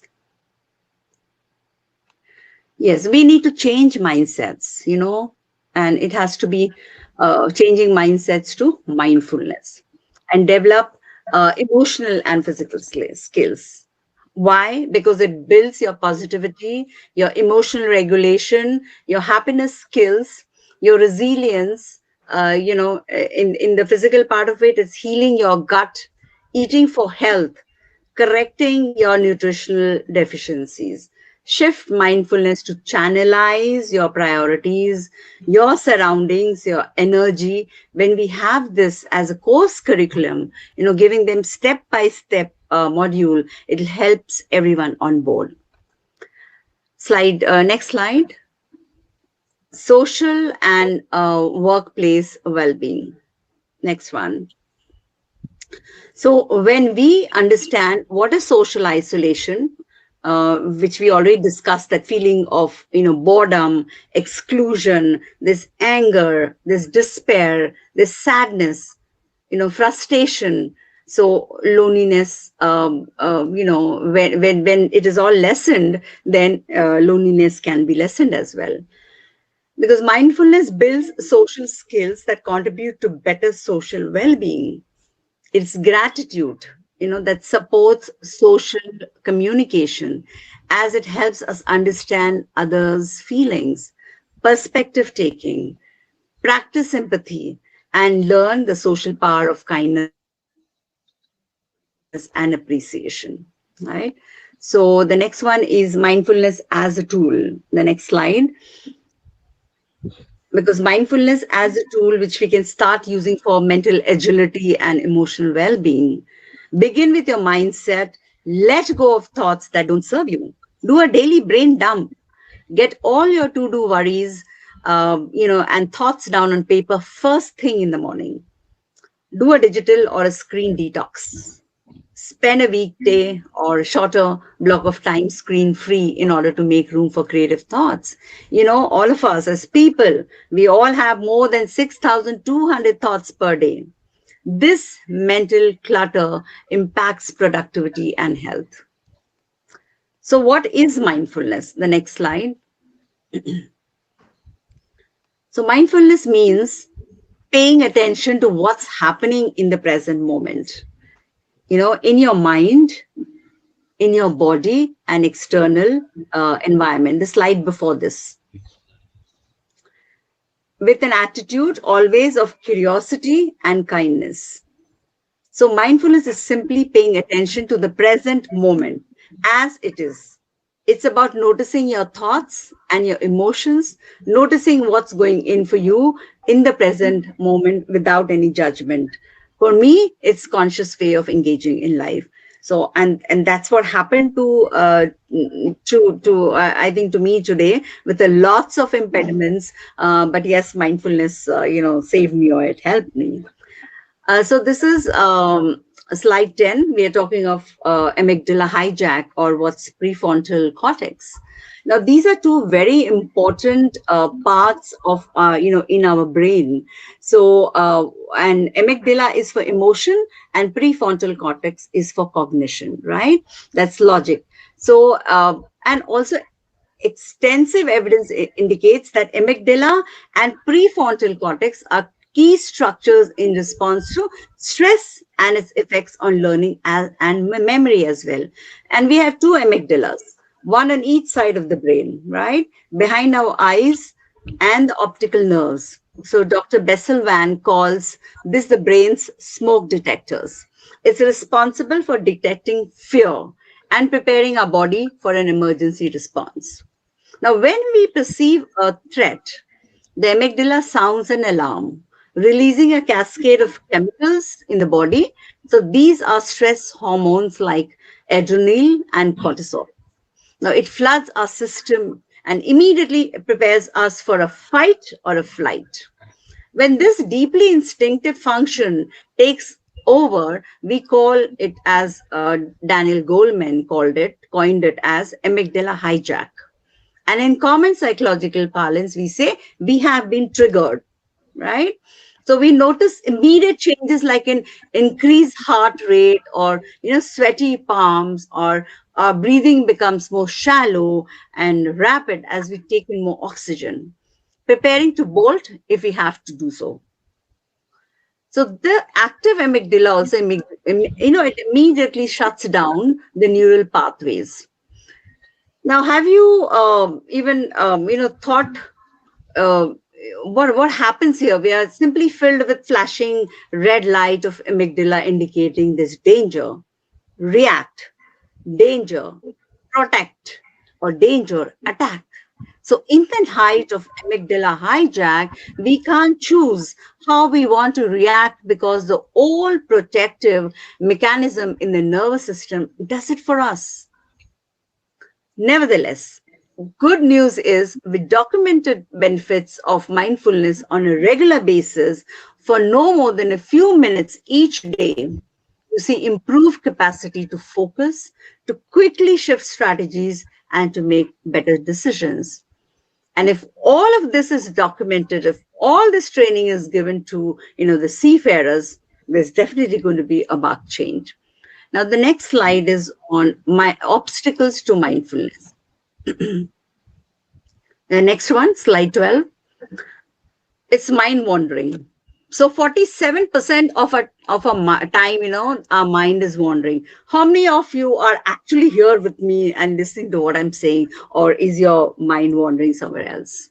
We are So, listening, ma'am. oh, very good, very good. So yeah, that's really nice. So we are not. It's so your mind is not. So you're in not in that 47%. Okay. So so mind wandering. It's about thinking about the past or fantasizing about the future. Mind wandering, I refer to the study by Harvard psychologists Matthew Killingsworth and Daniel Gilbert that 47% of our time, our mind wanders. The study further determined that a wandering mind is not a happy mind, as not being present in the moment is a cause of unhappiness because you're not in the moment, you're not enjoying the moment, the present. So, it is a cause of unhappiness. So it would perhaps come as no surprise if I were to tell you that a lot of time our mind wanders and isn't focused on what we are doing in the moment. However, mind wandering comes with a cost, as it can lead to excessive negative emotional responses. We may spend time worrying about things that, may never happen, dwelling on times that have caused us sadness or anger and making comparisons, between where we are or what we have now with where we might wish to be or what we might desire to have. So we need to balance this and keep coming back to the present, right? So there's a whole lot of training that happens for mind wandering as well. Now, the next slide is on autopilot. We so wish always that we are on an autopilot. So when your mind is wandering, what happens to some of the tasks that you're doing, right? It goes on an autopilot. We can call it a default mode network, right? Because your mind is wandering and you're having your breakfast. Your mind is wandering and you're having your lunch. You don't even know what you're eating, right? It's an autopilot. So have you experienced it? How your mind is often on an autopilot, not fully involved in what we are doing in that moment. So when we were small or when we were children, our mothers would always say, "Khane pe dhyan do, padhai pe dhyan do, focus on that." That is what they were actually trying to inculcate in us, is to be in the present. And so think about it yourselves. How many times are we, watching or seeing the WhatsApp and doing something else? So think about it. So do you all remember brushing your teeth in this morning? Of course you do. But what about experience of brushing your teeth? What was the experience? Do you remember it? How about the experience of eating breakfast and lunch today? So according to researchers, we operate on autopilot nearly half of the time, leaving our minds free to wander. It's also mentioned that autopilot is good but if it is done all the time, it can bring in inefficiency and underperformance, right? Even a pilot on board, after when they're landing or when it's a difficult situation, they switch off the autopilot and they are manually operating it. So for any of us, no matter how well or unwell we feel with regard to our mental health, training the mind to wander less can create positive change. And this need be huge. It does not need to be huge. It's not time-consuming task. We can start small, really small, paying attention to the taste of the food we eat, like eating a bowl of salad, looking at the variety of veggies in our bowl, the colors, the taste, listen to the freshness of the crunchy veggies, and not just sitting with a bowl of salad or food and going through our phones, right? So the next slide on, there are various ways, there are various ways or strategies in which mindfulness can be practiced, and how can we bring back attention to being in the present. It can be as routine as, we are probably in the shower. In fact, the shower appears to be, especially prone to mind wandering because it requires relatively, little less thought compared to something like, cooking. Now, when your mind wanders, I think it really blunts the enjoyment of what we are actually doing at the moment. So can we bring back attention to being in the present and being mindful? We can train our brain to integrate this in our everyday activities, our thoughts and attitudes, as informal practices and then move into a formal practice. So we may observe that something new when this occurs, and that's called a moment of pause. So each time we succeed in being mindful of our body in the moments of distress, we develop our capacity and capability. And that is what we require, from our resource people on board, right? And so in the next slide, slide 16. So each time we succeed in being mindful of our body in moments of distress, we develop our capacity and capability. And this is what we require of every resource person on board to maximize capacity and capability. How can we practice mindfulness? We can call them strategies, or we can call them, practices. The next slide. So there are two kinds of practices. One is formal and the other is informal. So as the slide shows, that it's formal practices are done while you can be sitting or standing or walking meditations. They are done with a purpose and use breath as an anchor or awareness to your environment or your sensations, experiencing stillness and noticing your body, your thoughts, your emotions, with curious, open, compassionate, and non-judgmental awareness. Now, everyone knows that it helps to breathe, and there are many different qualities of breath, right, of breathing. But we only need to learn about two things about breathing. It's your rhythm and it's your smoothness, right? Now there's, I can't actually practice that at the moment because I do these workshops, with students or with trainees here. Then, when we focus only on these two dimensions, even for a few short minutes, the production of the cortisol and adrenaline will stop. The breath rhythmically means that the in-breath and out-breath occur repeatedly at the same intervals. So along with our capacity and capability, even more, we may observe something new when it occurs. There's a moment of pause. Has anyone thought of it ever? Between your two breaths, there's a moment of pause. So we will talk about that pause, a little later. So we already spoke about breath, rhythm, and so, you can do simple meditation exercises of watching one's breath. Now, the purpose of formal meditations is to cultivate a habit and formally train our mind to stay in the present, right?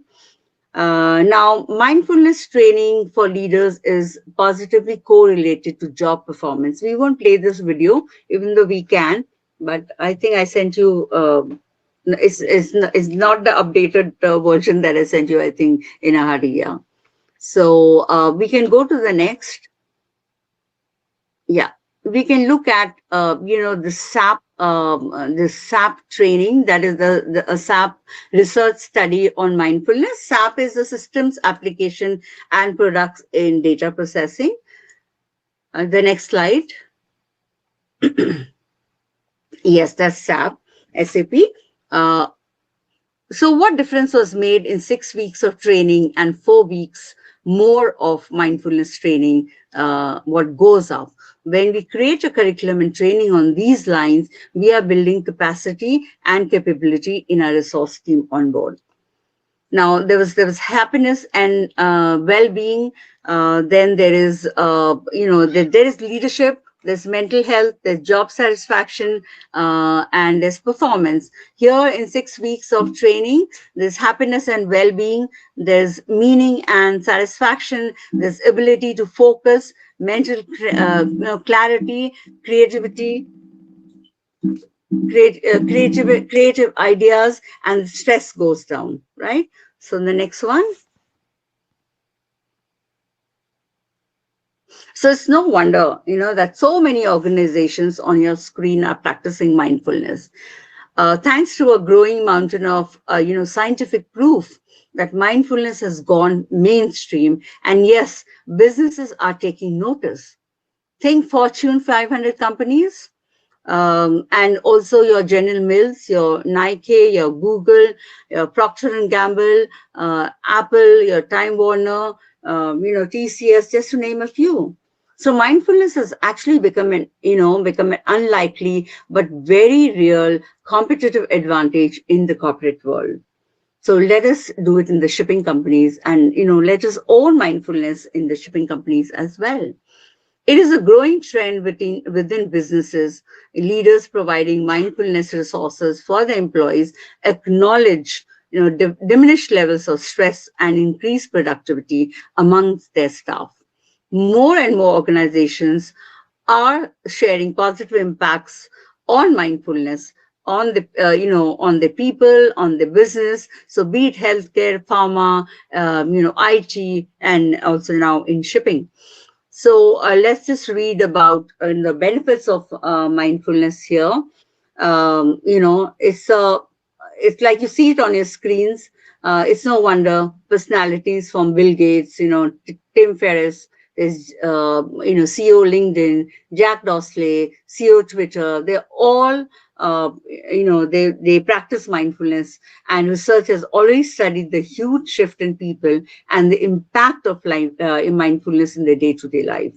Now, the statistics is impressive. In 2008, only 8 research papers on mindfulness were published in scientific journals, vis-a-vis 1,203 research papers in 2019 and growing by the day. So let me conclude and summarize now that the power of peace is always within us, as primarily every one of us lives only in 2 states. One is a stressful state and the other is a no stress state, called a beautiful, happy state. Now for this, how life feels when you live free of stress. Normally, what does stress refer to? It's tension, it's anger, it's fear, it's hurt, it's loneliness, frustration, and the beautiful, happy state is a state of connection, of joy, of love, of compassion, of kindness, energy. There's liveliness and passion. So if you're not in a beautiful state, then what will your default state be? Yes, the state of stress. So which one do you choose to be in now? Or which one do you choose, for your resource people on board to be in? Now, this can be very exciting because if you know that you have an internal tool that's absolutely free that you could use to help yourself and others deal with life situations, it becomes life-changing for everybody. So just remember, what is mindfulness? It's about, very simply, it's I skills, we skills, and that is what mindfulness is. Now, what we are going through the slides is reflection sheets. So what I spoke about, these are the reflective, sheets that can be self-assessment, that can be, given to trainees, that can be given to people, and also the mindfulness outcome-based activities where we have grounding, watching your breath, 3, 2, how many ever good things every day that you wish to, ask your people to do, and witnessing your thoughts, reflection. That's why these are also called reflective. These are reflective tools. So let's wrap it up with this 90-second pause. There's a 90-second pause slide here. Yeah, this one. Yes. So that, which is the difference between reaction and response, because we always say don't react, respond, but we don't say how, right? Or we don't actually scientifically look at it. So here it is, recall the amygdala indicating danger. So react, there's danger. Protect, there's danger. Attack, right? So the next time you encounter a stressful, conflicting situation, try something different. Try to pause, to allow a little space. Take a deep breath, then try to envision where that space might lead you to, right? What new possibilities for the common ground do you see? What way of expressing do you observe, right? So when you are, in between 2 breaths, take that 90-second pause. Okay, so this helps you, not to react, but also to formulate your response, right? So that's what is a 90-second pause. And research shows that when participants work on developing mindfulness and changing their habits, certain parts of the brain associated with improved cognitive skills and mental intelligence actually develops and grows. All right. So I also quote Viktor Frankl here. He says that, between stimulus and response, there is a space. In that space is our power to choose our response. And in our response lies our growth and our freedom. In practicing mindfulness, we always remember the amygdala hijack and the 90-second formula, right? So let's start training people in mindfulness, because that's a tool and technique that will help not only people on board, but it also helps people like us who are ashore. So with this, I end my presentation, and thank you so much. Thank you very much. Thank you so much. Anyone who have questions for ma'am? Yeah. Vishal, please go ahead. Yeah. Just unmute yourself. Unmute yourself. We've got Captain Vishal asking a question to you, ma'am. Right. Yes, please do.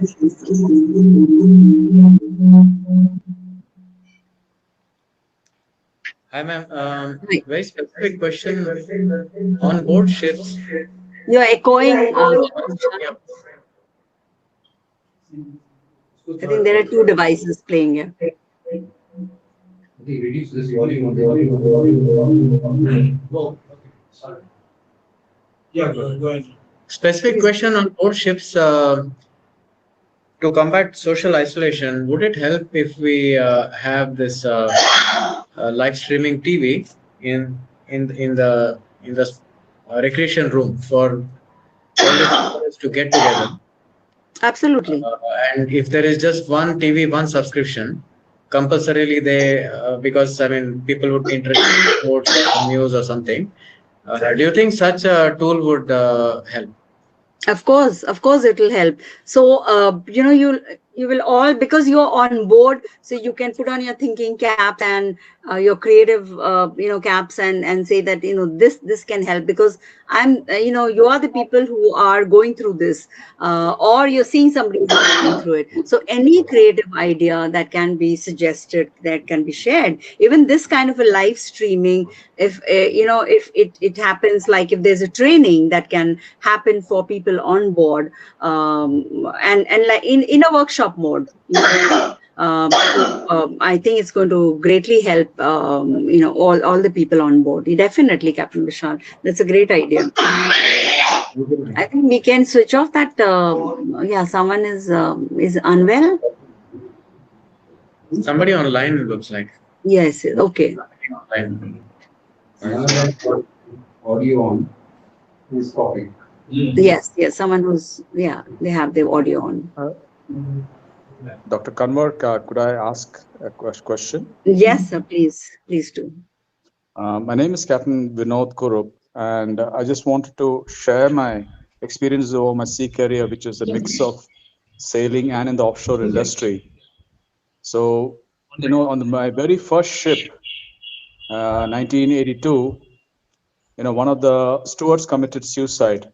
Mm-hmm. I was too young at that point in time to understand the reasons for it and the rest of it. The next time happened many years later, and I was chief officer on a ship. And middle of that line, the chief steward comes running up, saying that he's missing a steward. And I was on watch, incidentally, that particular time. And this is maybe around 5:36 in the evening. He comes running up. It so transpired that we had to do revert. I did a quick pull the alarm, got all the people to come. Captain came on the bridge, did a quick head count, found that one person is missing, reversed the ship, looked for this person all night with a Suez lamp on the bow. We never did find the sailor.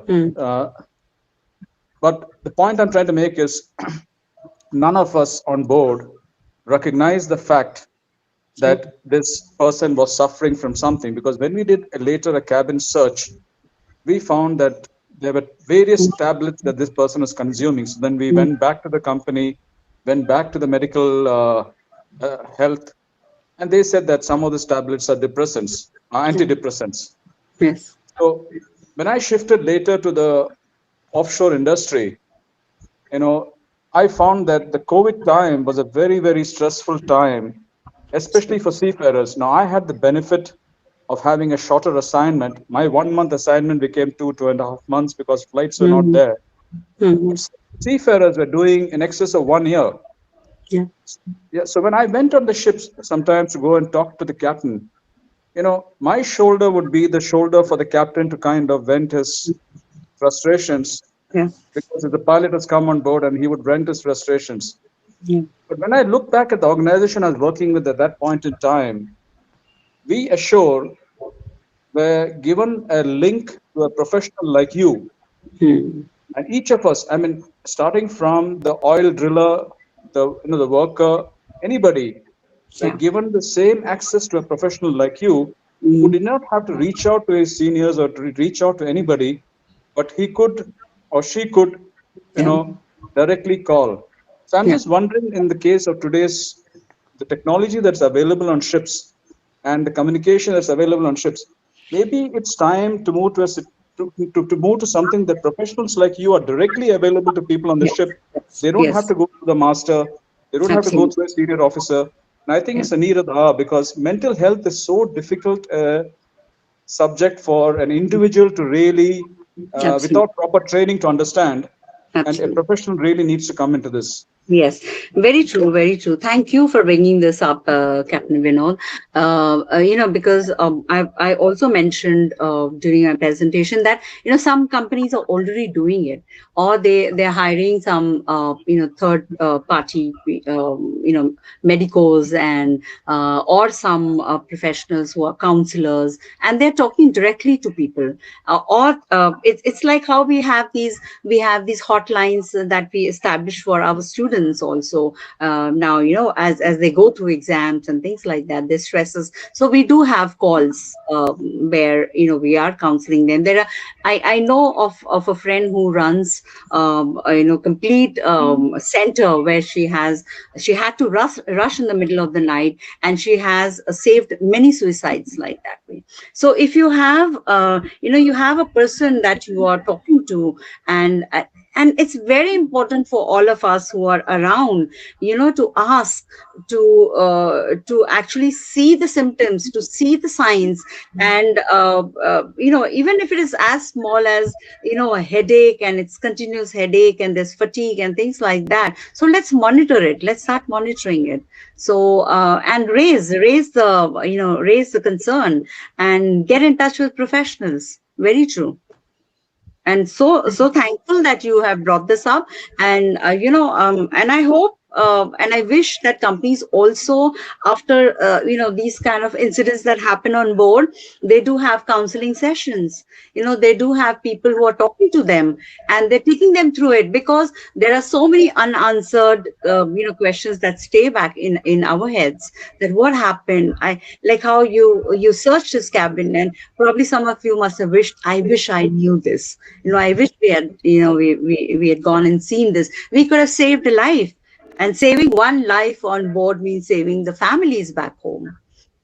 Saves, so many lives are connected to that one life. Thank you so much for bringing this up. Definitely. Thank you. Thank you. Dr. Kusum, Captain LK Panda has got a question for you. Yes, please. No, I don't have a question. I'm really reflecting my position when I was in DG shipping, where I've seen quite a few young boys committing suicide, jumping the ship and all. Now, having listened to your presentation, I'm of this opinion, probably the CMMI Bangalore or CMMI together can propose to DG shipping that though it has not been brought out in any STCW as such, a mandatory training, but nevertheless the time has come when such courses should be at least given to the new inductees so that they know what they are going to face. Yeah, true. Or as we are doing revalidation senior personnel, probably that may form at least a 1 day period in a revalidation course for senior professional, so that along with that mandatory bridge resource management, they can do the company resource management as well. Just an opinion. Absolutely. I hope you agree with my thought. I would definitely, because like we are saying that we are going to be 70% of these kind of mental illnesses, or impacting 70% of the population by 2050. So this is a huge concern for all of us. For all of us who are practicing narrative therapy, or we are practicing mindfulness. So we feel that every person, and the power is within all of us, ourselves. You can start with mindfulness just tomorrow. You can start it at home. You just need the basic training, and you can just start it off. Just one more sec. I'll narrate this. I'll not like to name the case as such. One of the youngsters, he lost his life on ship, and his parents, he was the only child. And his parents came and naturally agreed parents, what can I say? But when I discussed with the master of the vessel that why did he lose, or why did he commit suicide? The empathy or his answer was, sir, he was living in a different world. He must be thinking of, as you said, he must be really mentally, upset. That's why he could express himself. Wish there was someone to discuss with him. Probably, as you rightly said, we could have saved a young life. Absolutely. Yeah, absolutely. Yeah. And it's all, it's for all of us, in our conscience, that why would we just let somebody just go away when we can help that person, when we can, revive the person back into a normal life. And there are means, and there are so many advanced therapies today that people have come back, to being normal as well. So it's very important for all of us to understand this, and more so because in shipping, all of us, when you're sailing, you're on board, there is so much of social isolation, and it's a given. It's like it's okay. This person is trained. He knew that this is the kind of thing that is happening. Yes, agreed. But everyone needs hand holding. Everyone needs. And so I wish someone can do something about it. And I'm ready, Panda, if you want to make a module or a curriculum. We are also ready we do a lot of mindfulness workshops, but of course all of this it takes about 2 to 3 hours of our when we go to any institute, or we are talking to teachers, we are talking to trainees, so it takes us almost half a day to complete this mindfulness training. We'll discuss. Otherwise, this conversation will go on and on. It's so very interesting. Thanks a lot. Thank you. Thank you so much. Thank you once again, everyone, and for having the patience, also for putting up with what happened today with technology. And so thank you so much. I'm really very, very privileged to be talking to all of you, and such senior people. And thank you so much. And just before you go, I've got a question from Captain Vishal again. Right. Thank you. Thank you. Yes, Captain Vishal.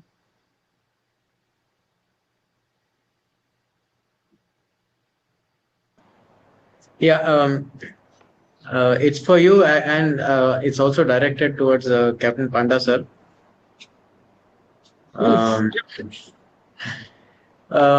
See, we do have these tools for crew engagement on board. Like we have the TV, we have the trainings, live trainings in the satellite optimized bandwidth apps. But see, there are no rules governing this, and it's like just a thought from you. How do we get the companies to, take it up and put it on board because it's for welfare? Yeah, absolutely. So it's all up to you. Yes, I think Captain Panda can start off, and then I can add in something. What it's very paradoxical. It's very paradoxical that the company wants a able-bodied seafarer, mentally, physically sound. And the shipping fraternity, now the owner would not like to touch anything unless otherwise it is mandatory. Of course, there are certain good companies who have started on their own. Unless a course is made mandatory, nobody is going to start. Knowing fully well it is beneficial. However, being a good employer, being concerned about his employees, coming back to your question, that since today every ship has got good connection and bandwidth and all, probably you can organize a day taking 4 or 5 from your fleet at a certain time and call an expert to give them a live talk for 30 minutes, 40 minutes, or 1 hour, 2 hours, or maybe half a day session. The master can arrange his crew accordingly. Or if there is a will, definitely there is a way to work out. Okay, that's all I can say. And you'll always find people, you'll always find professionals like me who would like to help and would like to support this cause, because we are in this, or at least, I'm into narrative counseling, or I'm into mindfulness because I want to make a difference. So definitely, and also, being from the shipping background, or 40 years of my life in shipping with my husband. So I'm very close to get this thing done for everybody here. Thank you so much, ma'am. Thank you so much. Thank you. We have, I think we have Mr. Rajesh Rai who wants to ask a question. Yes, ma'am, it's a suggestion, as Captain Panda said, you also mentioned there are many companies, who have got tie-ups with service providers, yes, who do engage them when the master feels that there is a need, because masters are not trained or equipped to handle, these challenges where, the crew is sometimes becoming violent, or it gets depressed, or so then what we do is we have tie-ups with 2-3 companies, so immediately engage them. They're available 24/7. Right, so right. They give their services and they are very professional. And when we do see these symptoms, we get the crew off at the first available opportunity. We keep a guard on them, and then and then we do whatever treatment or support is required ashore, that is provided to them. Great. Yeah. Yes, I know. Yeah. There are lots of companies I've heard of. I've met a lot of professionals who do this. But also another thing to keep in mind, like as I had mentioned in the beginning as well, that are we, after we support them, after there is a treatment done, are they sent back on board again? So those are those questions sometimes the seafarers have in their mind, that if it is reported, what happens? Will I be taken back? And things like that. So that kind of a support is also needed. Correct. Yeah. Yes. And reassessment is required. From experts like you or the guys who are doing this service. So before they're, and it's not that once they have signed off on these grounds, they will not be taken back. No, it's not that. Any standard company will not do that. Absolutely. Thank you so much for the lovely presentation. Thank you so much. Thank you so much, ma'am. On behalf of CMMI Bangalore, I thank you so much for this beautiful presentation. Thank you. And if you permit, ma'am, I'll share this PowerPoint with the group. So I think, you know what, in a hurry, I sent you an unupdated one. So let me send that to you. I'll send it to you and you can do that, right? You can definitely do that. Thank you so much. Okay. Thank you and good night, everyone. And thank you for your patience again. Good night, everyone. Thank you. Thanks. Thank you. Captain Panda Bye. sir, Captain Rao sir, Dr. Kusum Kanwar, I thank you on behalf of CMMI Bangalore. It was a very interactive, very informative presentation, and we will have many more, probably if you are free and give us the time. Thank you so much, ma'am. Thank you, sirs. Thank you. Thanks. Thank you. Good night. Thank you. Bye. Good night to you all. Thank you, sir. Bye bye. Good night.